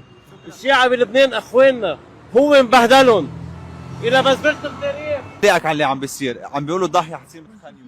أكثر من خان يونس حتصير. ورطونا بورطة ما لنا فيها. حسب الله. ايدنا عملنا ببلدنا هيك، لو نحن بقينا مناقيين عن كل شيء ما وصلنا له. مين بيتحمل المسؤولية اليوم؟ الشعب اللبناني والدولة اللبنانية مع بعض. حسب الله. شو تعليقك عليه؟ حزب الله كان لازم يحسبها بطريقة أحسن من هيك. تعملك والله ما بعرف شو بدي أقول لك. مين بيتحمل المسؤولية اليوم برأيك؟ بيتحملها المسؤولين عن هالشعوب اللي ماتت عم تموت قهر وذل. حبيبي شو بدي أقول لك؟ مين بتحمل المسؤولية؟ ليش مش معروف مين بتحمل المسؤولية؟ هيدي لا في حياة ولا في شيء. أنت اليوم مع إنك تمشي مع الإسرائيليين؟ يا أستاذ وليد، أنا اليوم مع السلام بين لبنان وإسرائيل، وأنا مع التطبيع مع إسرائيل من أجل حماية بلدي وأهلي وناسي. بنمشي مع هيدي خيانة عظمى صارت معنا بالبلد. عم بيصير فينا اليوم، ما في مخلوق بيتحمله. كرمال مين؟ كرمال علي خامنئي. هيدا الشيء إذا بدكم تقبلوا ما بدكم تقبلوا، هيدا الشيء اللي عم بيصير معنا نحن اليوم ما عم بيصير كان من سنة وثلاث أشهر. كان عم بيصير ضربات بجنوب محددة على تبع حزب الله، يعني إذا الإسرائيلي بعد فيه يحدد أي عضو بجسمه لتبع حزب الله ما عم بيقصر. ضل بكتير من خطة حزب الله بإنه ياخذ المدنيين، هو عارف إنه قيادته راحت، من بعد ما راحت قيادته من بعد ما عرف ما في مصاري. حزب الله هجر الشيعة، حزب الله حرم الجنوبيين من بيوتهم، حرمهم من الأمل بالعودة، وقال لهم رح ترجعوا مرفوعي الراس، وهو زل راسهم ومشي على الجثث تبعهم. حزب الله غير قادر على تأمين نص غرفة يقعدوا فيها أهل الجنوب والبقاع، لأن محل ما في ريحة حزب الله فيها خطر على الناس. سقط شعار نحمي ونبني في مزبلة التاريخ. بعتونا بثمن بخس يا أحقر حزب إيراني في الكون. حاجة تقولوا لنا 15 شهر سكتوا هلا طفح الكيل عندكم وبدكم تردوا انتو. رديتوا لأن إيران بالصرمية قالت لكم ردوا. إيران السفيهة المتكالبة بتنضرب من إسرائيل بترد على العرب. صواريخ إيران يا الله على الدول العربية، على السعودية اللي وقفت بظهرها وحمتها من السقوط. إيران طلع عدو العرب ومش إسرائيل. من شو بدنا نخاف بعد؟ ما نحن بوجود حزب الله ميتين، ما هني عم يقتلونا بالموت البطيء وحطوا الموت وهني قتلوا أحلام الناس. حزب الله أخطر على لبنان من إسرائيل ب10,452 مرة. الخطر على لبنان هو حزب الله. حزب الله يريد تغيير هوية لبنان، يريد تغيير ديموغرافية لبنان، يريد تغيير دور لبنان، يريد تغيير وظيفة لبنان، يريد القضاء على ميثاق العيش المشترك في لبنان وعلى دستور لبنان وعلى الجمهورية اللبنانية، ويريد تحويل لبنان إلى محافظة ضمن الجمهورية الإسلامية الإيرانية، ويريد إبقاء لبنان وطن حروب وموت وفوضى وخراب ودمار.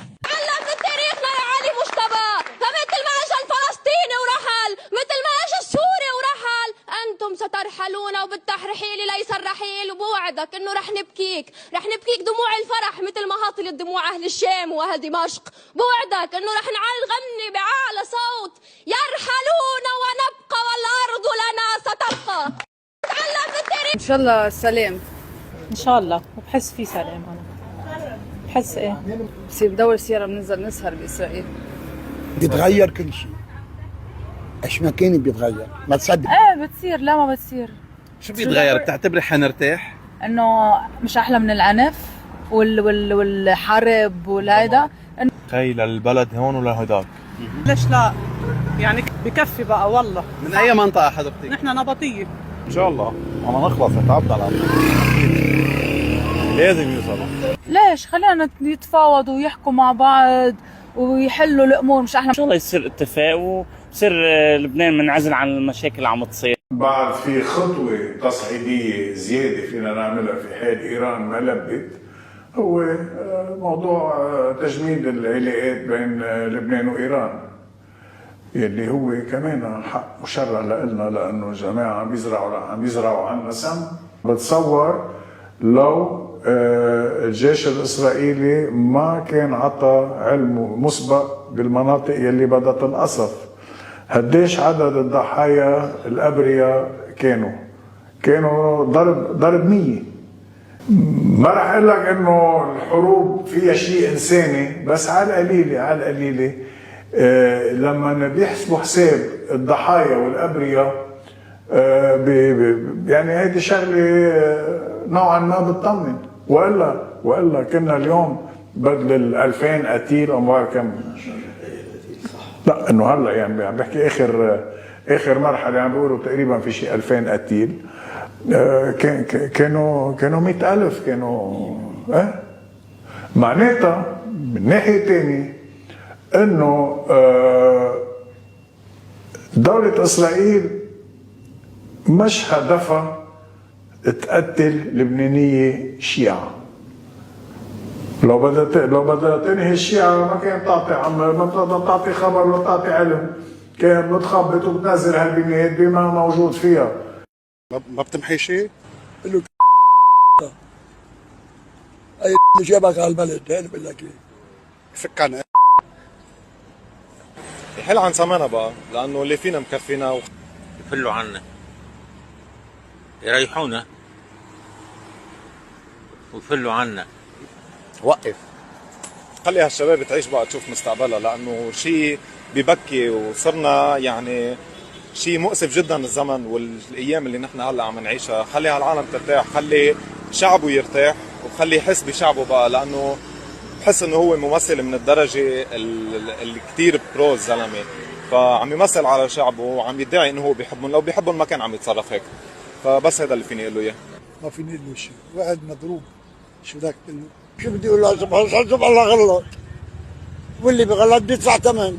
حلوا عنا، ايه نعم، حلوا عنا، حلوا عنا انتم وسلاحكم ومسيراتكم وصواريخكم وابواقكم وراياتكم ومرشدكم وايرانكم ومحوركم. حلوا عنا. ايرانكم العظيمه زرعت قنبله نوويه في خصيرتنا وبررت امتلاكها باسم الكرامه، بينما نحن وشعبكم تأكلنا الحروب وتقتلنا المجاعة. أما حزبكم الإلهي فزرع لبنان بالسلاح والمسيرات، وادعى ويدعي أنه خلاص لبنان، فإذا به يخلص على لبنان. كفى خطفا لنا، كفى سبيا لأحلامنا، كفى اغتصابا لاقتصادنا، كفى قتلا لأطفالنا، كفى ابتزازا لنا وللعالم. بين إسرائيل بتفضلوا سلام فعلي أم مجرد شكليا سلام؟ لا سلام فعلي أكيد. الشكل ما بينفعنا بشيء، ويمكن يرجع يورط مشاكل. بتخيل وصلنا لمرحلة من بعد كل الحروب اللي عايشها لبنان يصير في سلام فعلي بيننا وبين إسرائيل، لأنه شبعنا حروب. نحن من أول ما خلقنا لهلا ما عشنا إلا الحرب بلبنان. بيستحق أولادنا يعيشوا السلام، نحن ما خلفناهم لحتى يهاجروا لبرا، بيستحقوا يعيشوا ببلدهم بكرامة. فأكيد أنا مع سلام شامل. لبنان خلص صار بحاجة لسلام. شو بتفضل، أي نوع سلام؟ سلام شامل، مثل كل هالبلدان اللي كلهم عندهم حدود وعاملين سلام مع كل العالم. إذا صار السلام رح تكوني بإسرائيل عم تزوري الأماكن المقدسة؟ من الله راد، هيدا الشيء اللي بنتمناه كلنا، وأنا رح روح أكيد ركض رح أركض. بيننا وبين إسرائيل بتفضل برأيك صار لازم نتوجه على سلام مع إسرائيل؟ نحن بنأيد السلام مع كل العالم، مش بس مع إسرائيل، مع كل العالم. نحن دفعنا قضية فلسطينية، دفعنا حقها 60 سنة ووحدنا. ايش بدنا غير السلام؟ يعني ما كفيناش 40 سنة حرب، يعني من حرب أهلية رجعنا هلا يعني حرب، رجعنا ما كفاهم شغلي؟ ما في شباب بدها تعيش عندها مستقبلها عندها حياتها، شو يعني؟ اليوم في ناس عم تقول انه دماء لبنانيين سقطت بالارض ضد هذا العدو، فكيف بدك تروح تعمل معه سلام؟ وحزب الله وجمهوره اليوم عم يحكوا من حركش فيهم؟ من حركش فيهم؟ مش هن حركشوا فيهم بإسرائيل؟ حزب الله وجمهوره اليوم كان عندهم تحركات بالشارع يعني ضد القرار اللي اخذته الحكومه وقرار رئيس الجمهوريه، برايك معهم حق بمطرح من المطارح او انه لا كفى صار لازم نروح على السلام؟ لا اكيد صار لازم نروح مع السلام، اكيد انا مش معهم اكيد، لانه يعني كل الحرب صارت بسببهم. يعني اصطفل الطرف الثاني، نحن شبعنا، نحن عشنا الاغتراب، نحن عرفنا قيمة كل دقيقة غبناها عن لبنان. أنا قاعد بيت كهرباء ومي وبدهم هو بقول لك كرامة وما كرامة، كنا عارفين حالهم إنه محترق دينهم يلي عم بيصير غلط، بس هيك خلص إنه لا أكيد مع السلام، لأنه لبنان حلو، لبنان بلد كله حياة وشعبه بحب السلام وبحب العيش، وكل البلدان بتحب لبنان كمان، البلد كتير حلو، وأكيد نحن مع السلام اليوم قبل بكره اكيد. هذا الشيء كتير منيح للبنان ولكل اللبنانيه، وخلص صار بدنا نعيش بسلام. يعني انا بعمري حضرت من 50 سنه لهلا الحرب. برايي انه السلام هو اهم شيء بالحياه صراحه، ومش لازم يتوجه، لازم يروح نهائيا للسلام، ونصير شوي متحضرين اكثر بالنسبه للحرب، لانه الحرب ما فيها غير دمار اقتصادي انساني بكل الجهات، منه اختيار.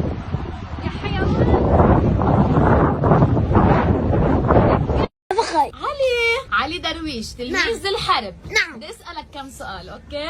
اعطيني كلمه بحرف الآ. افخي. علي. رسالتي لعلي هذا الطفل العظيم ولأهلي، حرف الألف عندما هو أمنكم الذي صلبته إيران واستقراركم الذي ضحى به حزب الله. نحن لا نحارب الأطفال، بل نحارب من جعل من غرف نومكم مخازن الصواريخ. بدها إجماع لتعمل مفاوضات لتنقذ البلد؟ بأي منطق هيدا؟ لا يحق لأحد أن يأخذ لبنان إلى هذا المسار من دون توافق داخلي لمكوناته. ايه لا يحق لأحد، بس يحق لكم أنتم إنكم تاخدوا البلد كله دون توافق داخلي لمكوناته على حرب مدمرة بال2006. بحق لك إنك تاخد البلد دون توافق داخلي على حرب بسوريا بال2011. بحق لك إنك تاخد البلد دون توافق على حرب إسناد غزة بال2024. بحق لك إنك تاخد البلد دون توافق على حرب إسناد إيران بال2026. يا شيخ نعيم، انت احمق او وقح او بلا حياء او مش فاهم اللي عم تحكيه او كل هول سوا. اخذ دولة بكاملها و6 ملايين نسمة بلا ما تسألهم غصب عنهم على 4 حروب مدمرة تسببت بمقتل ما لا يقل عن 20,000 شخص وتدمير الجنوب 3 مرات متتالية، وجاي تتشرط على الدولة التوافق الداخلي للتفاوض؟ كلمة فجور صار بدها ابديت معكم. إذا صار في سلام بيكون كتير منيح، لأنه بدنا نروح على إسرائيل، نحن بدنا نزور القدس. ليش مش غلط؟ They party like us, they talk like us، عندهم قيمة للمرة مثلنا. على فلسطين مش إسرائيل. في دول عربية كتير عملت سلام مع إسرائيل. لنا 50 سنة حرب بدنا نخلص. بشرب بتل أبيب، إذا في سلام ليش لا؟ منصيف بتل أبيب كمان. إيه منشرب بيرة. نصيف بتل أبيب بحسها صعبة. بتمنى روح زور اورشليم. بلد جديد، بنروح على القدس، افونتور يعني. إذا فتح حدك محل إسرائيلي بتقبلي؟ أكيد لا. بتقبل؟ لا. ليه؟ لأنه بيبيع أرخص مني. Go make Lebanon great again. روح التقي بالرئيس بنجامين نتنياهو. ربنا وإلهنا الرب يسوع المسيح قال: طوبى لصانعي السلام لأنهم أبناء الله يدعون. بس الإسرائيلي لما بده يقصف محل معين بده يجي يهدد، بده يجي يقول لك أنا بدي أقصف، اخلي وابعد عن هيدي المنطقة. الحزب بليلة ما فيها ضوء قمر، هي والعالم صايمة. ليش الإسرائيلي بيعمل هيك؟ بالليل ليش الإسرائيلي بيعمل هيك؟ اجى أطلق 6 صواريخ من دون ما يسأل حدا، من دون ما ياخذ الاعتبار لحدا. العالم كانت بعدها طالعة من حرب، العالم ما معها تاكل، ما معها تشرب، ما معها تستأجر بيوت. راحت قعدت على الشوارع، راحت قعدت على الشوارع، ما حدا سأل عنه بعده لهلا ما حدا سأل عنه. انتقاما للخامنئي، انتقاما للخامنئي، هلا بدنا عم ندافع عن لبنان. في ناس عايشين بعالم آخر، عالم اسمه الاستشهاد، اسمه المقاومة، اسمه الحرب، وعالم آخر بدهم يبنوا لبنان. بدنا نبني وطن، بدنا نعيش فيه، ما بدنا حرب، بدنا سلام. بتقولي لي إذا هلأ أنا عم قلك بدي سلام يعني أنا صهيونية؟ وآخر همي إذا السلام هو لصالح بلدي فليكن. شو بدي أنا ضلني قاعدة عايشة بالحروب؟ حروب مين؟ حروب إيران؟ أنا شو خصني بإيران؟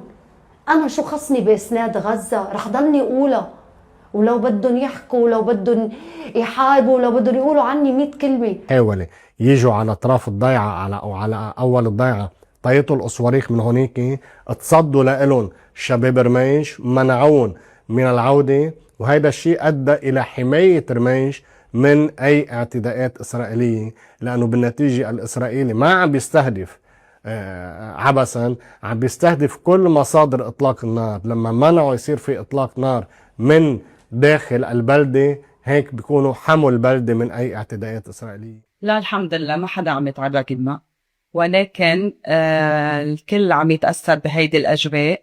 الحرب نحن بالوسط، والحرب محيطة من جميع الجوانب.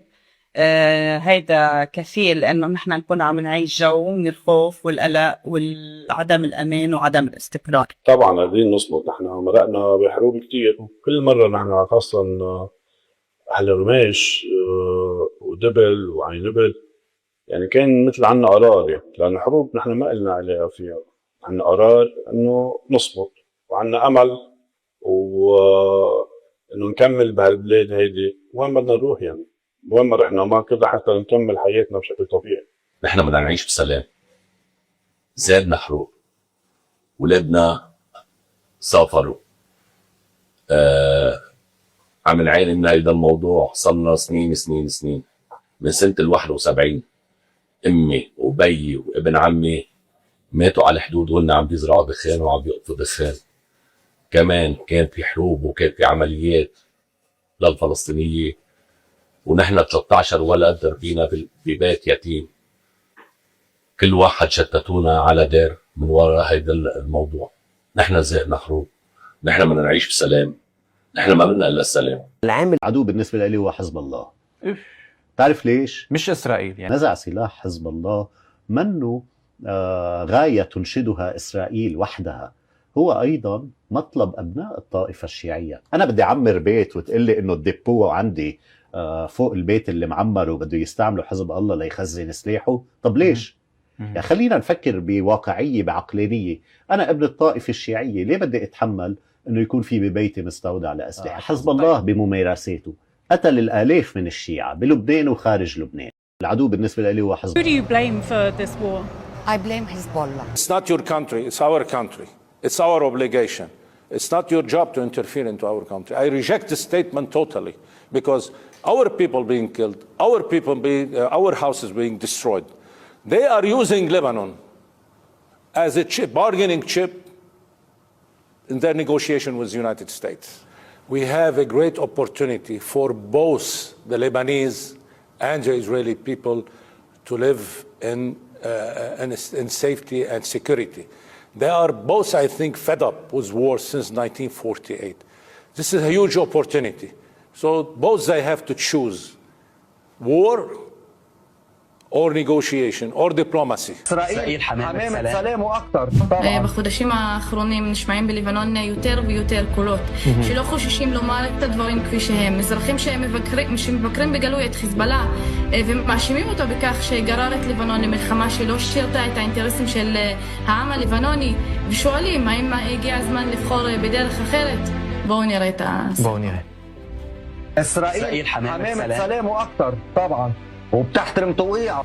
جماعة بيحترموا توقيعهم. الدفاع الإسرائيلي منه جيش محتل. ليش؟ ما في جيش بيفوت بيجتاح بيوصل على بيروت بيقدم 408 شباب من نخبة شباب اسرائيل من زينتهم، بس يخلص بيقول لك بمضي معك اتفاق 17 ايار بيتعهد فيه ينسحب بعد 2 اسابيع. رح يقولوا لك انت اليوم واقف مع اسرائيل ضد ولاد بلدك. لاني بحب ولاد بلدي انا مع السلامه مع اسرائيل. بس انت عم توقف مع اسرائيل ضد ولاد بلدك لمصلحه ولاد بلدك يعني. طبعا في يهودي كسر تمثال واعتدى على تمثال العذراء، بس في يهود اوادم اكثر مني ومنك حبيبي. في 16 مليون يهودي بالعالم. And Lebanon and everybody else, of course, is lucky that we are their enemy because they know that they are not the target. They know that our target is Hezbollah. But they will, of course, have people like this echoing that propaganda like, oh, bad Israel bombed this, Israel bombed that. Never a reason, right? We just like to be scrutinized. We just like to bomb civilian infrastructure for no reason. That's why we tell everybody to evacuate every time we're going to strike and give them time to do so. That's why we have IDF Arabic for the Lebanese. That's why we text them and call them and drop leaflets. That's why we have an IDF Farsi so we can let them know through there. That's why we have Telegram channels to communicate to these people, because we just want to kill as many civilians as we can. And back to another point, why don't we do the same in Jordan? Why don't we bomb Egypt? Jordan is 80% Palestinians. That's a jackpot, right? That's a jackpot. Since we're trying to kill all the Palestinians, I just wonder why.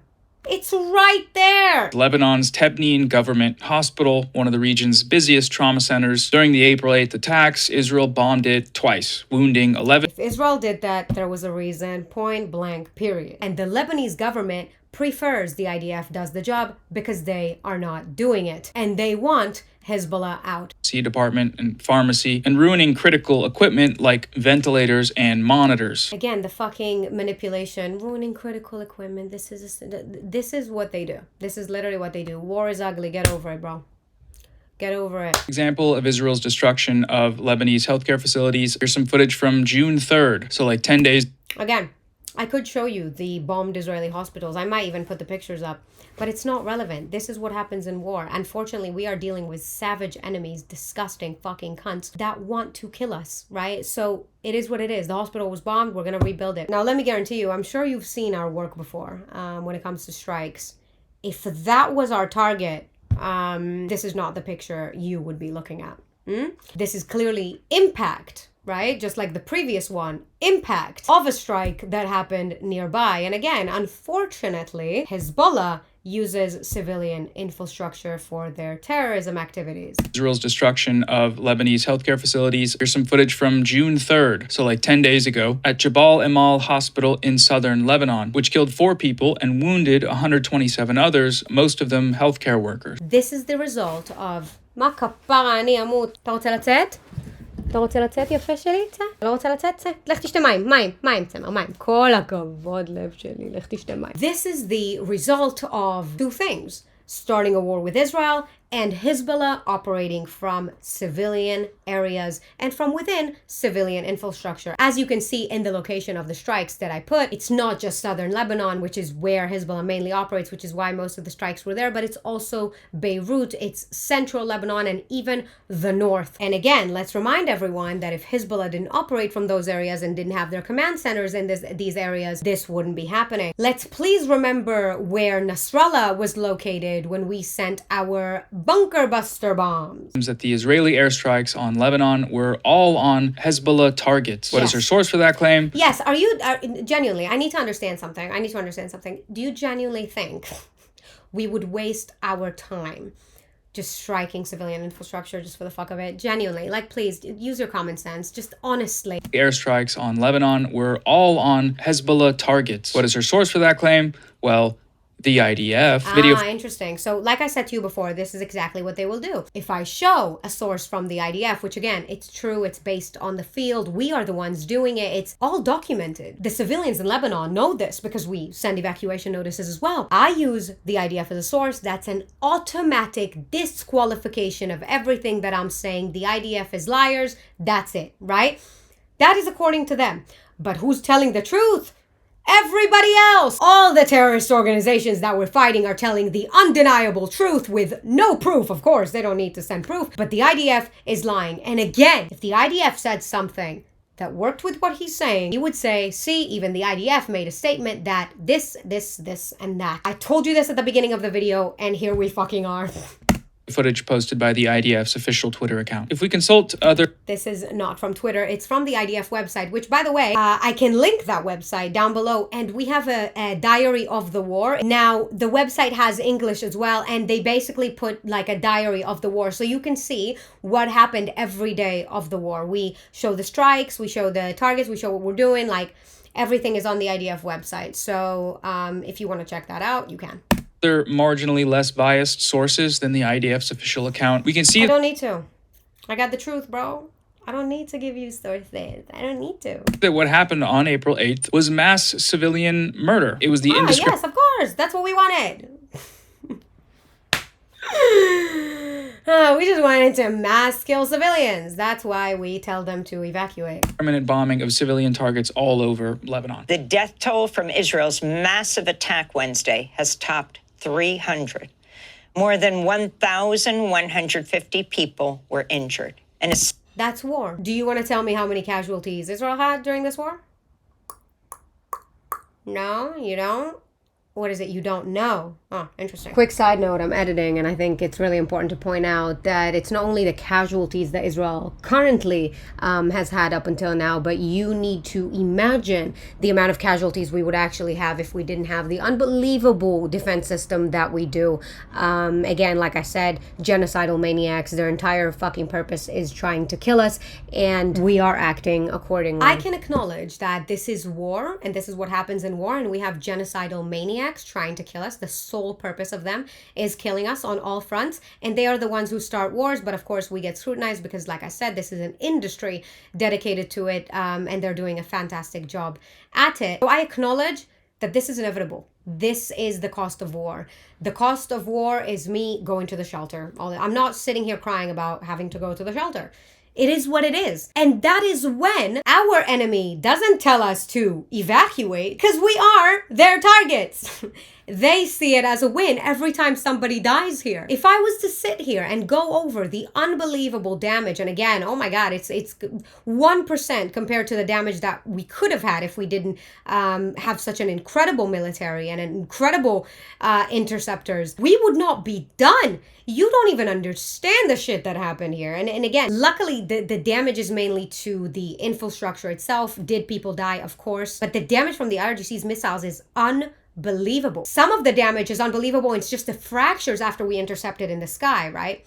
So they're not telling me to evacuate. That's the crazy thing. Israel is the only one telling the civilians, you should evacuate to your shelter, to the Israelis. You should evacuate this area to the Gazans and the Lebanese. To Israelis, we get warned because we are about to get attacked from the IRGC and from Lebanon and from Gaza and from Yemen and from Iraq and from Syria. So we get warned about that by our own military, as it should be. They're protecting us. But these other places are getting warned by our military for our own strikes, not for somebody else about to attack them. So again, you can keep trying to make us the villain. The reality is, we would not be in war if we stopped getting attacked. Israel would not send a single bomb to any country if they just said tomorrow, we want peace. If we made peace with Lebanon and kicked Hezbollah out, there would be peace with Lebanon. If Hamas just pissed off and we could de-indoctrinate the Gazan society, that would have been fucking amazing, and we would have had peace with them too. They don't want peace. They never did. They want the complete annihilation of Israel, and this is a religious war to them, which again, this is something you will never understand. Span of 10 minutes Wednesday,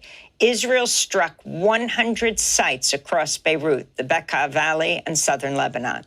The Financial Times described Israel's attack on Lebanon as, quote, one of the deadliest single bombing campaigns in the history of a country racked by decades of war and destruction. Chicago-based humanitarian nonprofit Med Global described the attacks as open war crimes, which targeted civilian areas with no warning. God. Israel these bombed people genuinely exhaust me. single neighborhood 5 times, killing over 80 people, including 15 children. I sure wonder why. Even the BBC, famously pro-Israel BBC, had to point out, ain't no fucking way my ears just heard what they heard. Ain't no fucking way I just heard what I heard.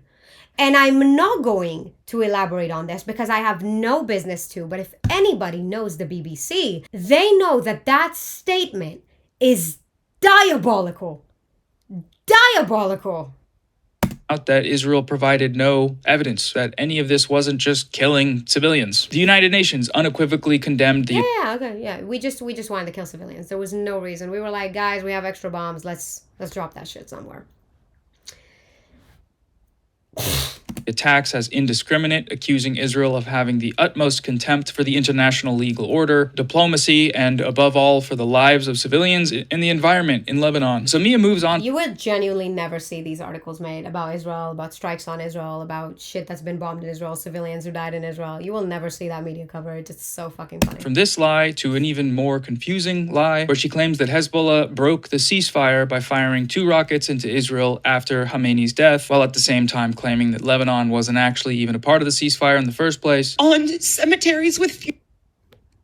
Let's hear him out. Oh my god, that's hilarious. I just caught this while editing. I was like, what does he mean confusing lie? And then he goes on to saying that Hezbollah broke the ceasefire even though I said they weren't part of the current ceasefire. I'm not sure how he managed to slide that in when he later goes on to acknowledge that I'm speaking about the previous ceasefire from 2024. Funeral processions. Oh, we don't want to mention that it's a funeral of a Hezbollah member. All I'm saying is we gave them a shortcut. So I actually missed this comment when I was recording, but the funeral that Israel bombed, which Mia is sassily approving of here with the Gen Z boom sound effect, it was being attended by hundreds of people, families, men, women, and children. The bomb... Notice how he didn't refute me saying that it was a funeral of a Hezbollah member. Hezbollah members have families. And then he goes on to show... bombing itself, which could be seen from miles away. This footage, which is insane, right? That looks like ain't nobody made it out alive from that bitch. And he said the funeral was attended by hundreds of people. Women and children. The bombing itself, which could be seen from miles away, there was a giant mushroom cloud, that killed at least 10 people. So it was attended by hundreds of people. That giant mushroom cloud killed 10. Injured over 100. It destroyed dozens of graves. Watching Mia... As we say in Hebrew, libi libi. Don't start a war with us. It's that simple. And if you're a Hezbollah member and you care about other people's graves, don't do your funeral at a cemetery. And if families of Hezbollah members were there, you best believe Hezbollah members are there. And if Hezbollah members are there, it's game over for someone. Of graves. Watching Mia justify this heinous act with such confident snark, it really is a bizarre experience. It's like watching an alien. In the midst of a ceasefire. A ceasefire? What the fuck are you talking about? There was not a ceasefire with Lebanon. Wait a minute. There was. Hezbollah decided to break that ceasefire when they launched 2 missiles into Israel to avenge Khamenei's death. And in a way, she's right. There was... In a way, I'm right. Interesting, because I live here and I got the missile notification for those 2 missiles on my phone. But I'm right in a way. His death. And in a way, she's right. There was a ceasefire between Israel and Hezbollah signed in November of 2024. But what happened during that ceasefire? Well, Israel attacked Lebanon nearly every day and killed over 5. You know what's funny? He's reading about it. I live it. Before I get into this, I just want to make something very clear. Like I said before, I will be the last to sit here and have to show you an article and an evidence to this. And then like I said, I don't give a fuck. I'm not the government. I'm an individual person sharing the truth about my country, the truth that I live and I know. You are reading articles. The actual proof of these not being war crimes will be submitted by my government and the IDF to the relevant authorities, not to you. But let me get into this. On the 27th of November, when the ceasefire agreement was signed, Hezbollah broke it immediately by going into an area that they shouldn't have. So guess what? We attacked them because I know yo bitch ass is not coming back. Under the agreement, Hezbollah was not allowed to operate in the area near the Israeli border and were supposed to withdraw north to the Litani. And so when they went back there, boom boom. So that was right after the ceasefire was signed, right? Now, just a few days after that, on the 1st of December, Hezbollah was attempting to move weapons back to southern Lebanon. Again, like I said, Islamists don't have the idea of a ceasefire. It's a hudna, so they're getting ready to attack again. Unfortunately for them, we don't allow that. And then as they were doing that, we identified rocket launcher sites and rocket storage facilities. And again, under the agreement, Hezbollah was not allowed to do that. They were not allowed to put any military-related things in southern Lebanon. And so guess what? Boom, boom. When the initial withdrawal period ended, on the 26th of January 2025, residents and Hezbollah supporters started getting back to the forbidden areas, of course, organized by Hezbollah, as they were trying to reestablish presence in the restricted zone. That is, again, while Israeli forces were still present in some areas. Now, this was considered a violation, but no action was taken against it, so they just came back. And then, like I said, in March 2026, they decided to launch those rockets into Israel to avenge Khamenei's death. And they have been firing rockets and drones here ever fucking since. Now, if they didn't do that, everybody who died in Lebanon would have been alive today. And also, if they didn't do that, the civilians who died in Israel from their rockets and drones would be alive today. Like I said before, and I'll say it a million times, if you choose to start a war with me, you can suck my dick. You have a problem with how I handle things, don't start a war with me. If you have a problem with how I might react to your aggression, don't start a war with me.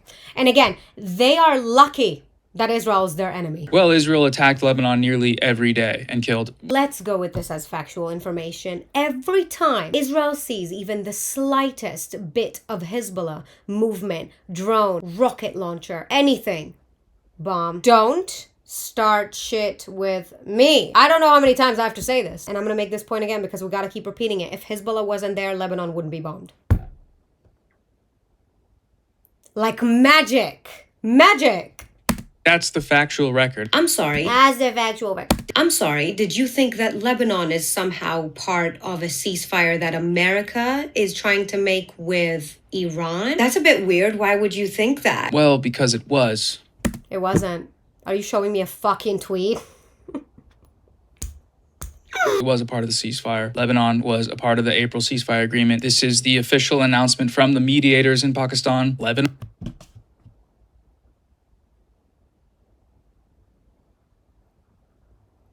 That's fucking crazy. It wasn't. Lebanon wasn't part of the ceasefire. And not only was it not part of the ceasefire, but the statement that I made is to reiterate that the fact that the IRGC wants to include Hezbollah, which they refer to as Lebanon, in the ceasefire shows that Hezbollah is not Lebanon. It's the IRGC in Iran. If America is trying to make a deal with the IRGC in Iran, why should Lebanon be part of that deal? It's two separate entities. Don't you think that's strange? It's not the same country. You know what I mean? Isn't it weird that the IRGC is trying to include a different sovereign state in their ceasefire agreement? That is because Hezbollah is the IRGC. Hezbollah is not Lebanon. And if America and the IRGC are making an agreement, there's no reason for them to be included. Unless Lebanon is occupied by the IRGC. Lebanon is there in the official announcement. This is what the In the official announcement on fucking Twitter. third-party observers, like a number of Hezbollah said that it halted attacks on Israel and Israeli soldiers in Lebanon on April 9th, spoke to diplomats who agreed that initially President Donald Trump had included Lebanon in the ceasefire, and even Israel has initially agreed to the terms. That's not true. We never agreed to the terms. U.S. diplomats and the president of France all said Lebanon was a part of it. The only ones... No. No. By the way, even in his own source, I'm reading it now, it says, however, the United States changed their position after a phone call between Trump and Israeli Minister Benjamin Netanyahu.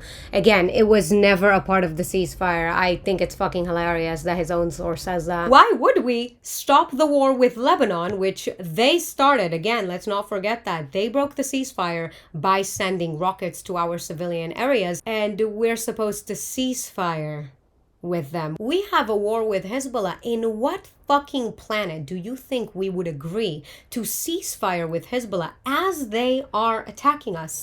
Are you on meth? And you need to understand, they want us to cease fire while they keep firing, which is the most hilarious part. Who claimed otherwise were the people who broke the ceasefire, who attacked a country that they weren't supposed to attack. That's... Oh, are you talking about Hezbollah launching the 2 missiles that you acknowledged that they sent, breaking the ceasefire to avenge Khamenei's death? Is that who you're talking about? Because it sounds like it's fitting. It's Israel and Donald Trump, No. after a phone call with Netanyahu, of course. No, it's not Israel and Donald Trump. It's Hezbollah, the terrorist organization. These people, you guys need to really look into these people, I think, because they live in your country. They are echoing terrorist propaganda. It's actually mind-blowing to see. And you know what's crazier? That our problem is people living in the West talking all this caca and not the people here. And again, that's the difference between the Middle East and the West. You will never have an understanding of what we're dealing with. Okay, on to the next video, finally. So this next clip is a shorter one. Finally? Why don't you want to show more of my videos? They're great. They're great. They could inform your audience on a lot of things. If you haven't watched that video and you want to finish it, I highly recommend watching it. I don't actually remember what I said, but I am sure it's full of pearls of wisdom. 2-part slideshow. Let's watch. I ain't Romeo with no I ain't never been with a buddy, She calls so I added to the teddy.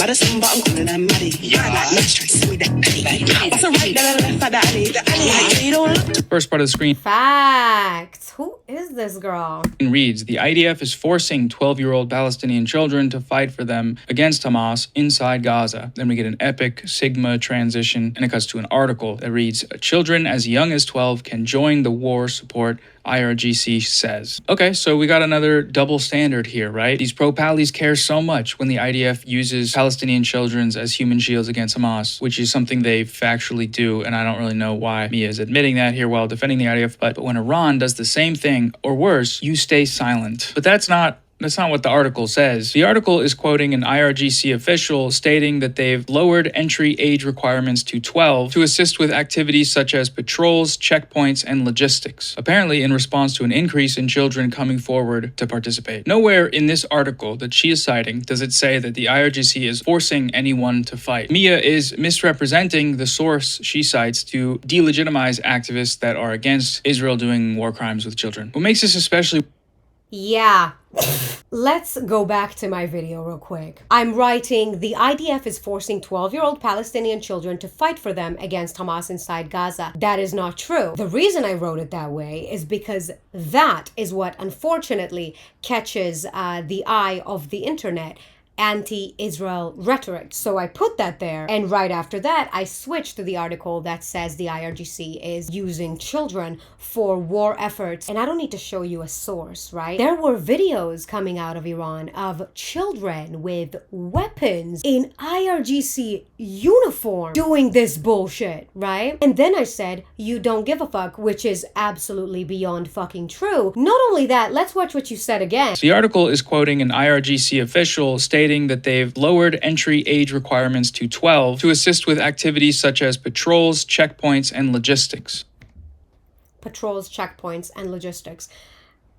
I don't know when was the last time you've seen a fucking 12-year-old, but if the idea of a 12-year-old being at a checkpoint sounds normal to you, you are unwell. And what exactly do these patrols entail, do you think? Please think of the last 12-year-old that you saw and let me know if that makes any sense to you. Yeah. Apparently in response to an increase in children coming forward to participate. Apparently in response to children coming forward to participate. So, I don't know where y'all live, right? But just imagine where you guys live. A couple 12-year-olds were like, hee hee haha, we really want to participate and patrol and be in the checkpoints. And your government would be like, bet. This is diabolical. And the thing is, I don't even think that I need to explain it further or talk it further. I think this speaks for itself, and he has no problem with it. right? He has no issue with it. And by the way, having these children with the IRGC as there is war is for one thing and one thing only. When the IDF strikes, when America strikes, it's to say, look, they are targeting children. It's exactly the same with Hamas, not just with the children, but also with them wearing civilian clothing so that when we strike them, they can cry, this was a civilian. Putting children in the front line is a common tactic for these terrorists. The IRGC trained Hamas. You would never see Hamas leaders, specifically Yahya Sinwar, without children around him at all times. That is, of course, before we made him into a kebab. But they know that the IDF doesn't target children. They know we will not strike them if there's children around. They are aware of that. And that's why they do this. And the fact that you are saying this as if, oh yeah, 12-year-olds just wanted to volunteer, so we lowered the age of enlisting.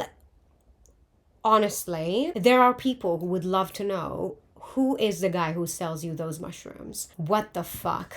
Points and logistics, apparently in response to an increase in children coming forward to participate. Nowhere in this article that she is citing does it say that the IRGC is forcing anyone to fight. Mia is misrepresenting the source she...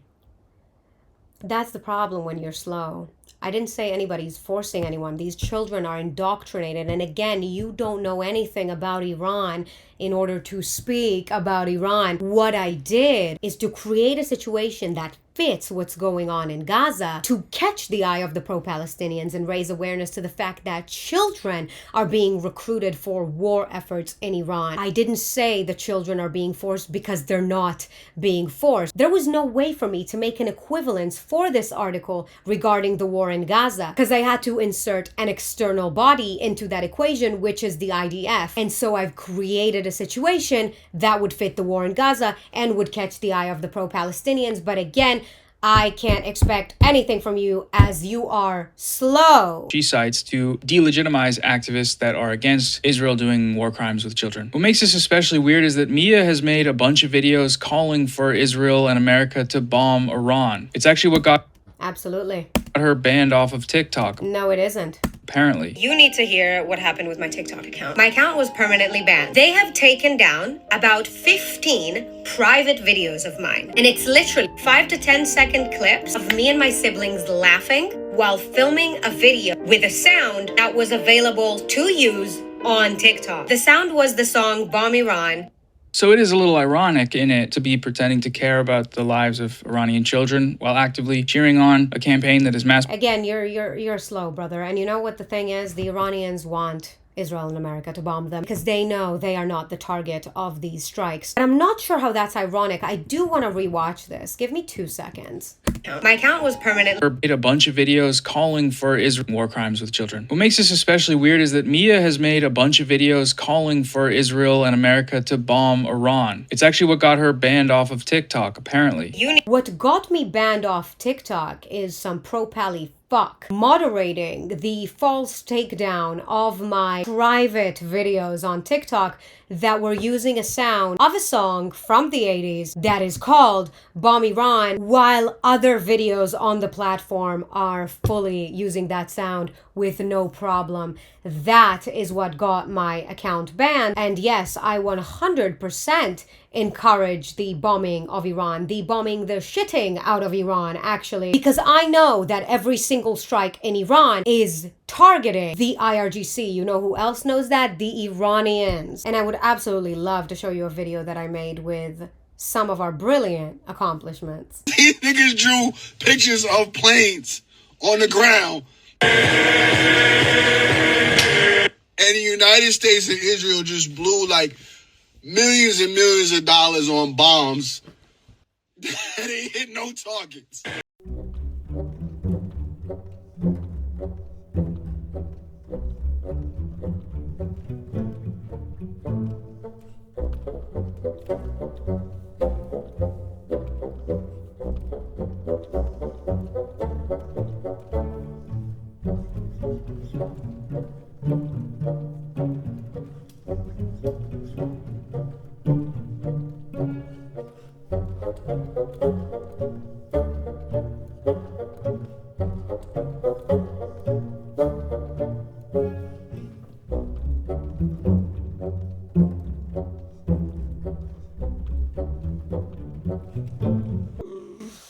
Ah, that video is so brilliant. I haven't shown you the beginning. I can link it in the description. I might have to change the sound of it, which is really annoying because I don't know if YouTube's gonna accept it. I will link it in the description so you can see it in its full glory.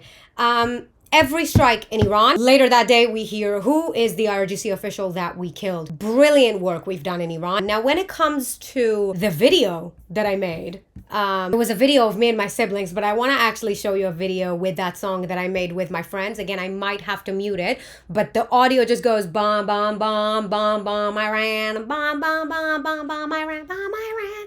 That's how the song goes, okay? So just imagine that's what's playing in the background if I can't play it. But yeah, this is that same video that I made with my siblings, but this is with my best friends.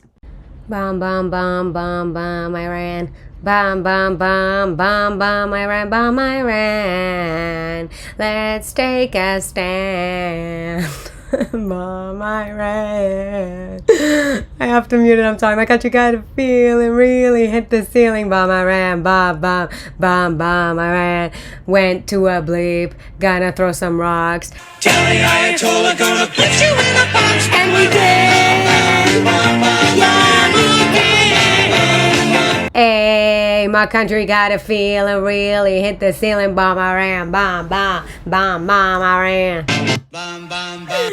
So that was that, yeah? And see, if you understood the severity of the terrorism that the earth is actually facing, you would be pro-bombing Iran too. Unfortunately, you have no fucking idea what's going on. So basically, this is the video, right? We're just laughing, right? And when I recorded it on TikTok and we kept messing up the take, I recorded it with the audio. I basically had to post all of these to private so that they save on my phone, because that's how you save videos on TikTok, to your phone. And then they were just private for a year. That sound is available on TikTok as we speak. And one day my account was just taken down, and that was the reason why. Private videos that were never posted on TikTok, because I didn't want to take that risk, and I only posted them to private so that I can save it to my phone and make that compilation. So that's why my account was banned.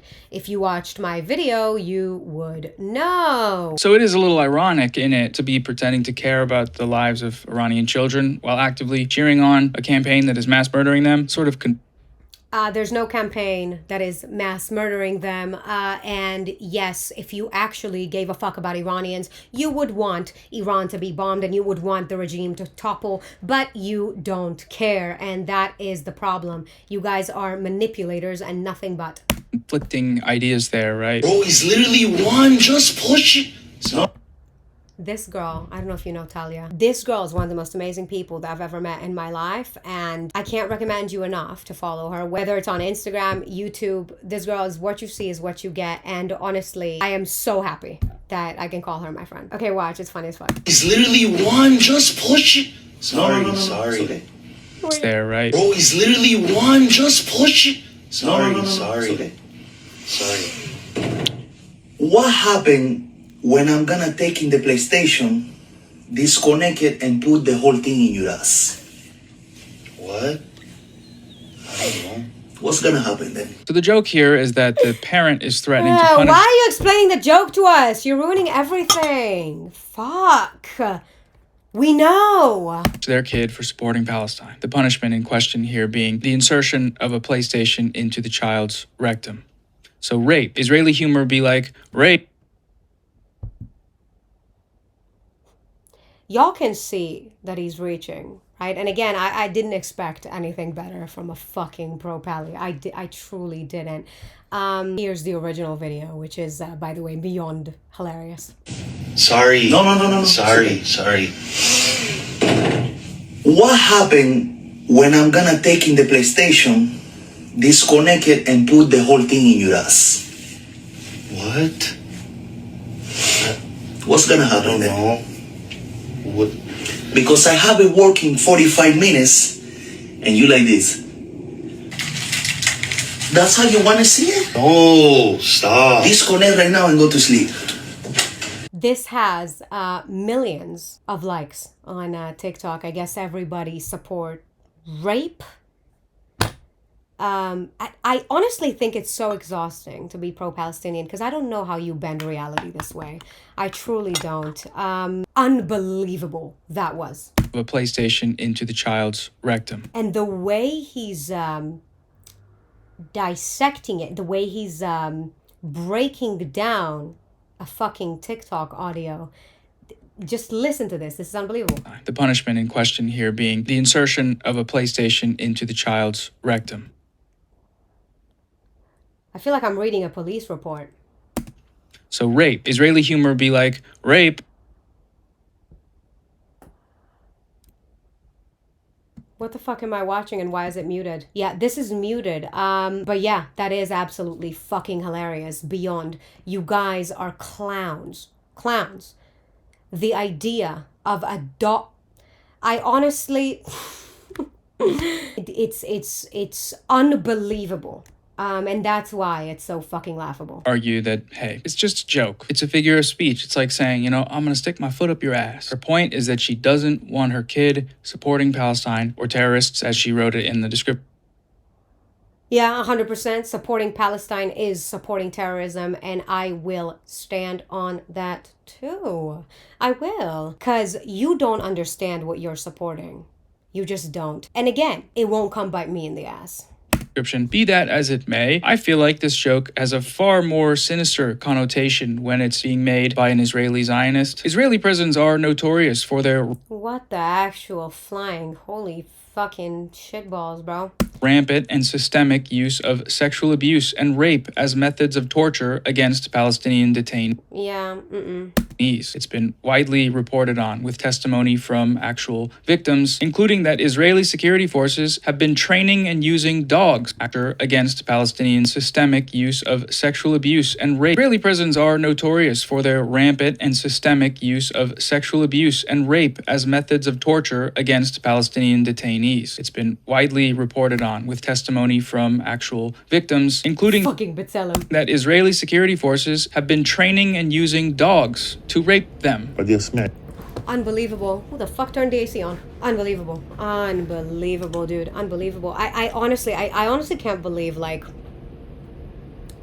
it is, I think it is crazy when you do live here and you do know what's going on. It is absolutely insane to watch, and it does feel like Black Mirror. If you ever wondered what it's like to feel in Black Mirror, this is it. It's insane.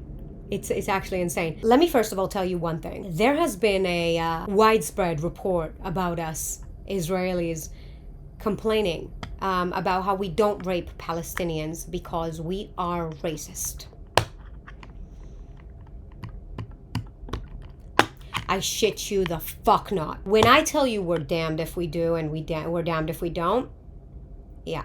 تبع الكلب كنت أنا يعني بنساش صوته من قبل فبيحكي مع الكلب بألفاظ يعني أنا ما فهمت غير كلمة ميسي وكأنه الكلب اسمه ميسي وطلب منه بلغة بينهم الاثنين إنه يعمل إيش فبتفاجئ الكلب إنه بيركبني ويبدأ بمجامعتي كمجامعة أنثى من جنسه.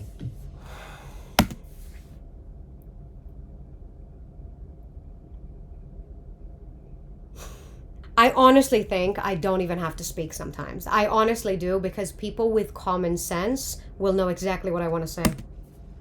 يعني شعرت بعضو الكلب وهو لامس جسمي وشعرت في ايديه وهن ماسكت لي من ظهري وشعرت في لعابه وهو بينزل علي وانا بصرخ وبحكي له لا مشان الله يعني وبحاول اشد على حالي حتى ما يتمكن مني الكلب.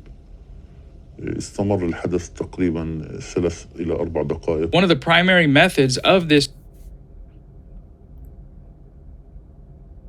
Fuck you want me to say? The fuck you want me to say? We are dealing with absolute fucking psychopaths. Sexual abuse in these Israeli prisons is the insertion of foreign objects like batons into their rectums. Palestinians. I am not even doing this. The doctor that examined him debunked this in the medical report. I am not reliving this. Actually, let me relive this bullshit. That guy was a commander of a brigade in Hamas. Even if the medical report had not debunked what happened and the accusations that are being made were true, he deserves what happened to him and way worse. I'm actually not sure where torture has gone. Don't make shit up about us that didn't happen. But what did happen to him and wasn't debunked, he deserves. Gonna be a fucking Nukhba terrorist, a brigade commander in Hamas, and you think I'm gonna have any fucking pity for you? Literally die. Bye. Of this sexual abuse in these Israeli prisons is the insertion of foreign objects like batons into their rectums. Palestinians have been killed, literally raped to death in this manner. So you'll have to forgive me for just having trouble finding the humor in a quirky video describing that same kind of rape posted by... They want to be accepted so bad, don't they? They do. You'll have to excuse me not being able to find the humor in it. I am such a human rights activist. Like, look at it. By someone who supports the army committing those rapes and also being done to a kid that is standing against those same rapes. There's a lot of... What the fuck? How long are we gonna talk about this damn joke? Holy shit. These people suck the life out of everything. That is so crazy. Layers to this.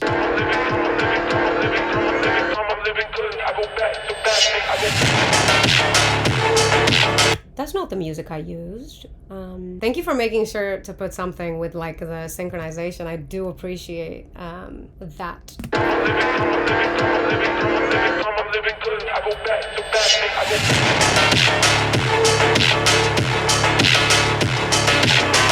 Okay, another two-parter, short video. Transition with Sigma music, dramatic stare into the front-facing iPhone camera. The text reads, 2 Jews... Why are you describing to me that dramatic stare in the front-facing iPhone camera? No fucking shit. Am I filming it on a toilet roll? Why are you sharing these details with me? Jews got stabbed in England by an Islamist who went to a Jewish neighborhood specifically to kill Jews. And the next slide reads, anyway guys, I really think we should talk about the rise in Islamophobia. So this post is likely a reference to the Golders Green attack on April 29th of this year, in which 2 Jewish men were stabbed in a Jewish neighborhood in the UK. But truth teller Mia here isn't exactly telling the truth about this story. See, the suspect for this stabbing, 45-year-old Essa Suleiman, a British national, did allegedly stab 2 Jewish men on that day. And yelled Allahu Akbar. But Suleiman was charged with 3 counts of attempted murder, not 2, because earlier in the day, he also stabbed another person, his friend Ismail Hussein, who is Muslim. So here, Mia mocks the idea that violence against Muslims is an issue, that it's being overblown by the media, while omitting a documented case of violence against a Muslim in the very news story she's sharing. She refers to Suleiman as an Islamist, implying that the attack was motivated by religious extremism, but there's no evidence. It was. I just checked, and Southwark is an hour travel away from Golders Green. And I'm so sorry, but if a Muslim stabs a Muslim, that's not Islamophobia. I'm not sure what point you're trying to make. For this accusation. An extremist group with alleged ties to Iran took credit for the attack, but no evidence has been presented confirming any actual links to Iran extremism, but there's no evidence for this accusation. The attack was motivated by religious extremism, but there's no evidence for this. Let's go with him. There wasn't. Let's go with him. What about the others? What about the rest? What about the rest? Why is the West trying so hard to protect Islamism? Where do you think that is going to get you? With people like that, you are so on your way to being completely fucked in the ass. Let's keep pretending like nothing is going on. This accusation. An extremist group with alleged ties to Iran took credit for the attack, but no evidence has been presented confirming any actual links between Suleiman and the group. Security analysts are skeptical of the group's claims. Let's say they didn't have connections to him, whatever the fuck. 2 Jews get stabbed, and an Islamist group, even if they didn't have connections to him, takes credit for it. They're like, oh, 2 Jews were attacked? That was me, bitch. That was me. Another side note, oh my fucking god. This is another thing that's going on in the West, which is so bizarre. The intentions will be fully out there. Islamists will do things and take credit for them. Or the Gazans will say, yes, we want to kill Jews, for example. And the West will be like, no, that's not what you mean. They will shoot, stab, and run over people. And the media will still say they don't know the motive. So again, let's go with him and say there's no evidence that this Islamist group was related to that guy. They have taken credit credit for it. And there are people that went out of their way to say there's no credible evidence that this is true. We actually couldn't find ties to that man. Why are you going out of your way to do that? On top of the fact that anything Israel says, they will need an enormous amount of proof for the claims that we make, and even with the proof, it will be disregarded. And again, if there's a claim being made against Israel, no investigation, no looking into it, it's an immediate, absolutely fucking unbelievable. Ah, that's so funny. And believe that they may be piggybacking off of any recent attacks reported in the media. What we do have, though, is evidence that he was a former psychiatric patient living in supported housing. Of course. He was mentally ill. Of course.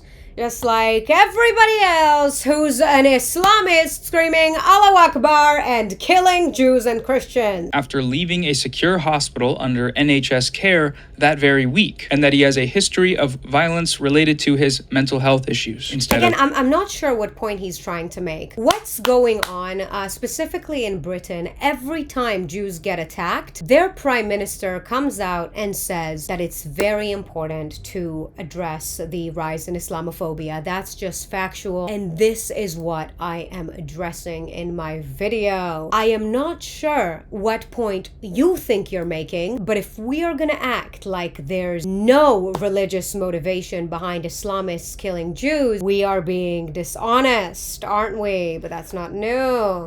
Of any of these facts, though, Mia opts to give the unproven, assumed explanation. The false double standard she's invented here is especially insidious, considering that the vast majority of statements from mainstream outlets about the Golders Green attack, including from government officials and government agencies, ignored the Muslim victim entirely. The two Jewish victims were named, interviewed, photographed, and had their injuries described in detail. British Prime Minister Keir Starmer made an announcement condemning this anti-Semitic act of terrorism. The British Home Secretary gave thoughts and prayers to the British Jewish community, spoke of their suffering, and announced increases in investments to protect them. But for the Muslim victim and the British Muslim community, no words of support, no prayers, and no investments for increased protection. I'm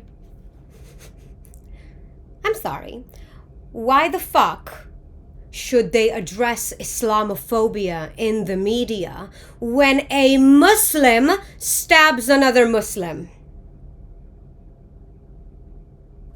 By the way, if you want to point it out, I am now currently staring into my front laptop camera. Like, what is he trying to say here? A Muslim stabbed a Muslim, guys. That must be because he's Islamophobic. Let's talk about Islamophobia. Can't think of a clearer example proving the exact opposite of the point Mia is trying to make here. Truly, she's outdone herself with this. I always hated liars since I was a little girl. The next one is a video Mia. I did, and I still do.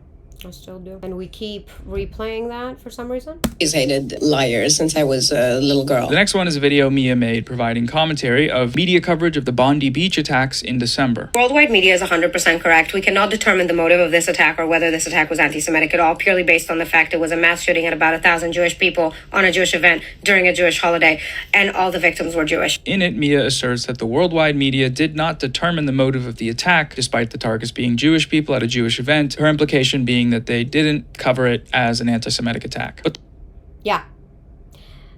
You just had to be there that day. It was actually fucking unbelievable. The record shows the exact opposite. Mainstream coverage uniformly framed this shooting as an anti-Semitic attack, but the media... On the day... Sorry, my brother came back and said hi. What the fuck was I talking about? Let me rewind. Oh yeah, so the media was actually doing everything in their power to avoid saying that those men were Muslims and that this had anything to do with anti-Semitism. And we have made so much noise. What the fuck is that? And we have made so much noise because it was actually unbelievable how the media was behaving on that day. And eventually, obviously, they had to admit that that was an anti-Semitic attack by an Islamist. Thousands gather at Bondi Beach to mourn victims of anti-Semitic attacks. So that seems to be a few days after it happened. What the Bondi Beach attack reveals about anti-Semitism in Australia and deadly attack on Bondi Beach follows rise in anti-Semitic incident in Australia. Those all happened a few days after the Bondi Beach shooting. But of course you're not gonna show what happened on that day. And again, I couldn't fucking give a shit to show it to you. Framed this shooting as an anti-Semitic attack. But the media... What was that at the bottom there? 15 killed in anti-Semitic terror attack in Australia. Also, a day after the attack. attack. What the media did leave out, though, completely, is the event and its organizers' ties to Israel and Zionism. Chabad is a Zionist organization that's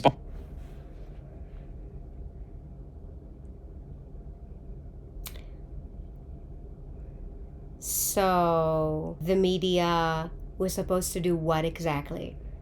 Tell everyone that the people in the event supported Israel? Confused. Does that make the shooting justified because they supported Israel? Very weird how the media just didn't tell anyone that the Jews that were in a Jewish event on Bondi Beach could potentially have supported Israel. Maybe they were too busy reporting on the unfolding events and the dead bodies of the Jews that were piling up. How did they leave this very important detail that the Jews there might have supported Israel so that people can form the opinion that maybe they deserved it because they support Israel? Sponsors trips to Israel and fundraises for the Zionism. Chabad is a Zionist Ties to Zionism.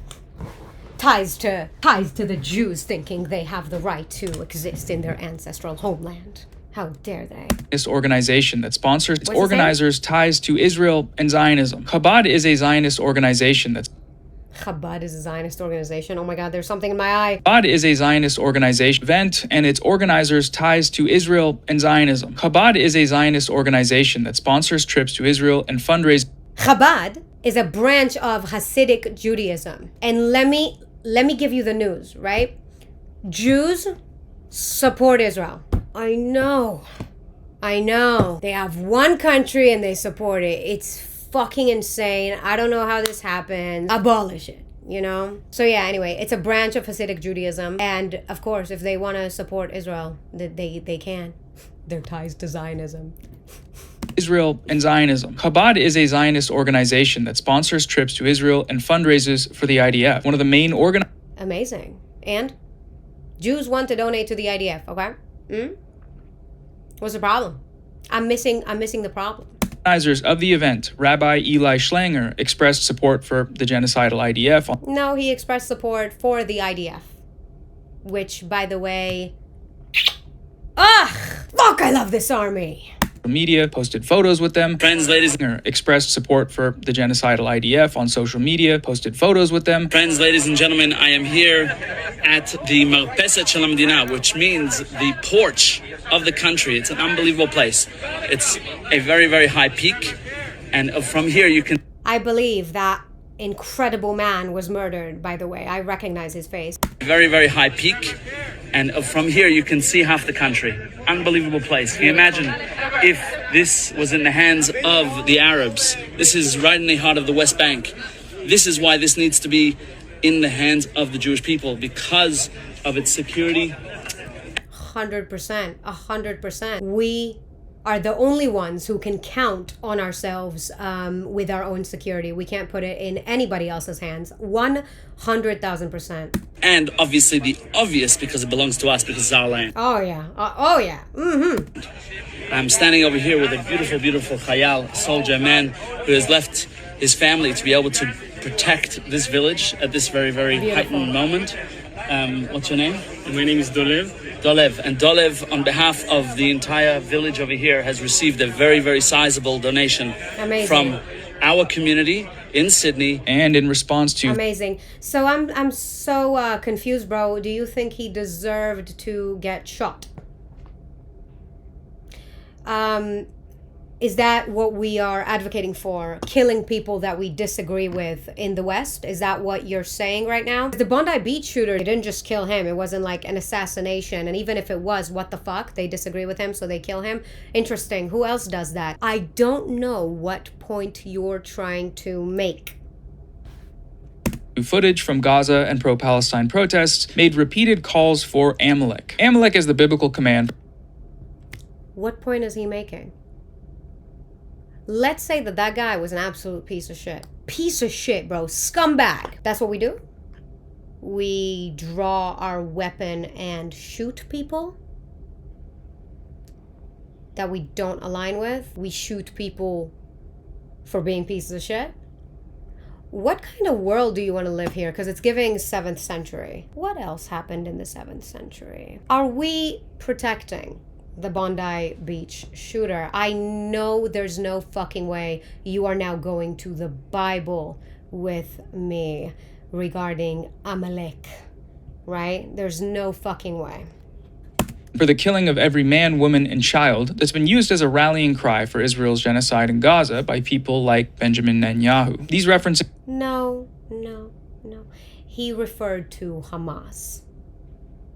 Only Hamas. And you can keep twisting his words as much as you can, but when you watch the clip, you literally know that he's talking about Hamas. So again... And let me add something really quick. Isn't it fun to listen to someone who's not Jewish telling you about what the Jews believe in or say? Quick Google search will tell you exactly who we are referring to when we say Amalek. When we say Amalek, we are talking about people who hate us and want to kill us and attempt at doing so. That is the only thing that we mean when we say Amalek. And the craziest part about this is that it's very easy to find that out. And that's why I sometimes wonder, am I the only one with internet connection? Manipulative liar, but what do I expect? To Amalek are cited in South Africa's case accusing Israel of genocide at How's that going? the International Court of Justice. For 3 years, not a single piece of evidence. Schlenger's history of these references, the dog whistle equivalent of kill all the Jews, was totally missing from mainstream coverage of his death. And this contrasts with media coverage of Palestinians that are killed by Israel. I'm so sorry, I have no idea what he just said. Yeah, now that I'm editing, I know what he's saying, so let me put you all on. He's saying that Schlenger making those statements on Twitter about Amalek were missing from the reporting of his death. And those things that he said are the equivalent of saying kill all Jews. Firstly, I'm going to remind everyone that he's not the only victim of the Bondi Beach shooting, but he's putting a magnifying glass specifically on him because he can twist that somehow into what again? Justifying his death, again acting like it was some sort of a planned assassination because the shooters saw his tweets, which again, the references that were made about Amalek were not made about all Palestinians. But let's go back to the fact that he's saying that those tweets or the references were missing from the reporting of his death by the media. Would you like to tell the class why they should have included that? Because the only thing I'm hearing is an attempt to justify him being shot dead. Oh, sorry, I must be missing the point. International Court of Justice. Schlenger's history of these references, the dog whistle equivalent of kill all the Jews, was totally missing from mainstream coverage of his death. And this contrasts with media coverage of Palestinians that are killed by Israel, is routinely scrutinized after they've been executed. That was the case with dozens of Palestinian journalists who were posthumously labeled as terrorists. We spoke about the journalists. Oh, you know what you reminded me that I forgot to say? We were talking about the obese Gazans, and I think the best example, he just said journalist, it reminded me, is Bissan, Wizard Bissan. She is a journalist in Gaza, of course sponsored by Hamas, and she has been yapping about a famine since 2023. Now, the thing you don't know about Bissan is that she just keeps getting fatter. I don't understand how Hamas didn't get a better actor that's more fitting for the role, but she keeps getting fatter and talks about a famine. My girl, I am beyond joyous that you are happy and healthy, but can you stop yapping about being starved because it's getting ridiculous? Please go to her page, scroll to 2023, and then to now. It's fucking hilarious. For execution. Okay, now let's get to the last example. It's a video from Mia about the famine in Gaza. All I know is that I was depressed before, and now I found meaning. I didn't know you were depressed. Neither did I. Literally. And there it is. This is the real Mia. See? It is. It is. It's literally me. Tell me more.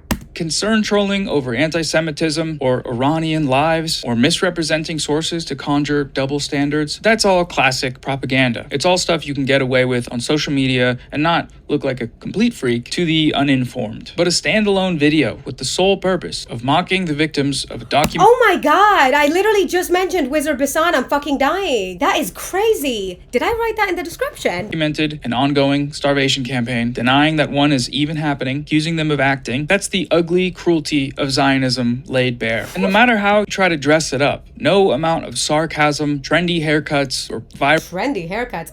Loki, I have not seen anybody with my haircut. So, are you saying I'm trendy? viral sound effects will ever truly conceal that ugliness. I'd like to think that to any reasonable observer, the psychotic bloodlust and open disregard for human suffering is readily apparent in all of these posts. And I think that might be true, but consumers of Israeli Zionist social media content are not reasonable observers. It's a small and dwindling community becoming more extreme by the day. And maybe we can accelerate that process by publicizing the stuff that they're saying, pulling it out of its echo chamber and just let everybody observe, because it's fucking crazy. I don't know. Anyways, that's it for the video. I encourage you to, my friend. Thank you so much to 2015 Tyler Oakley for this amazing video. I had a fucking blast. And again, like I said, y'all know I've been waiting for somebody to do this.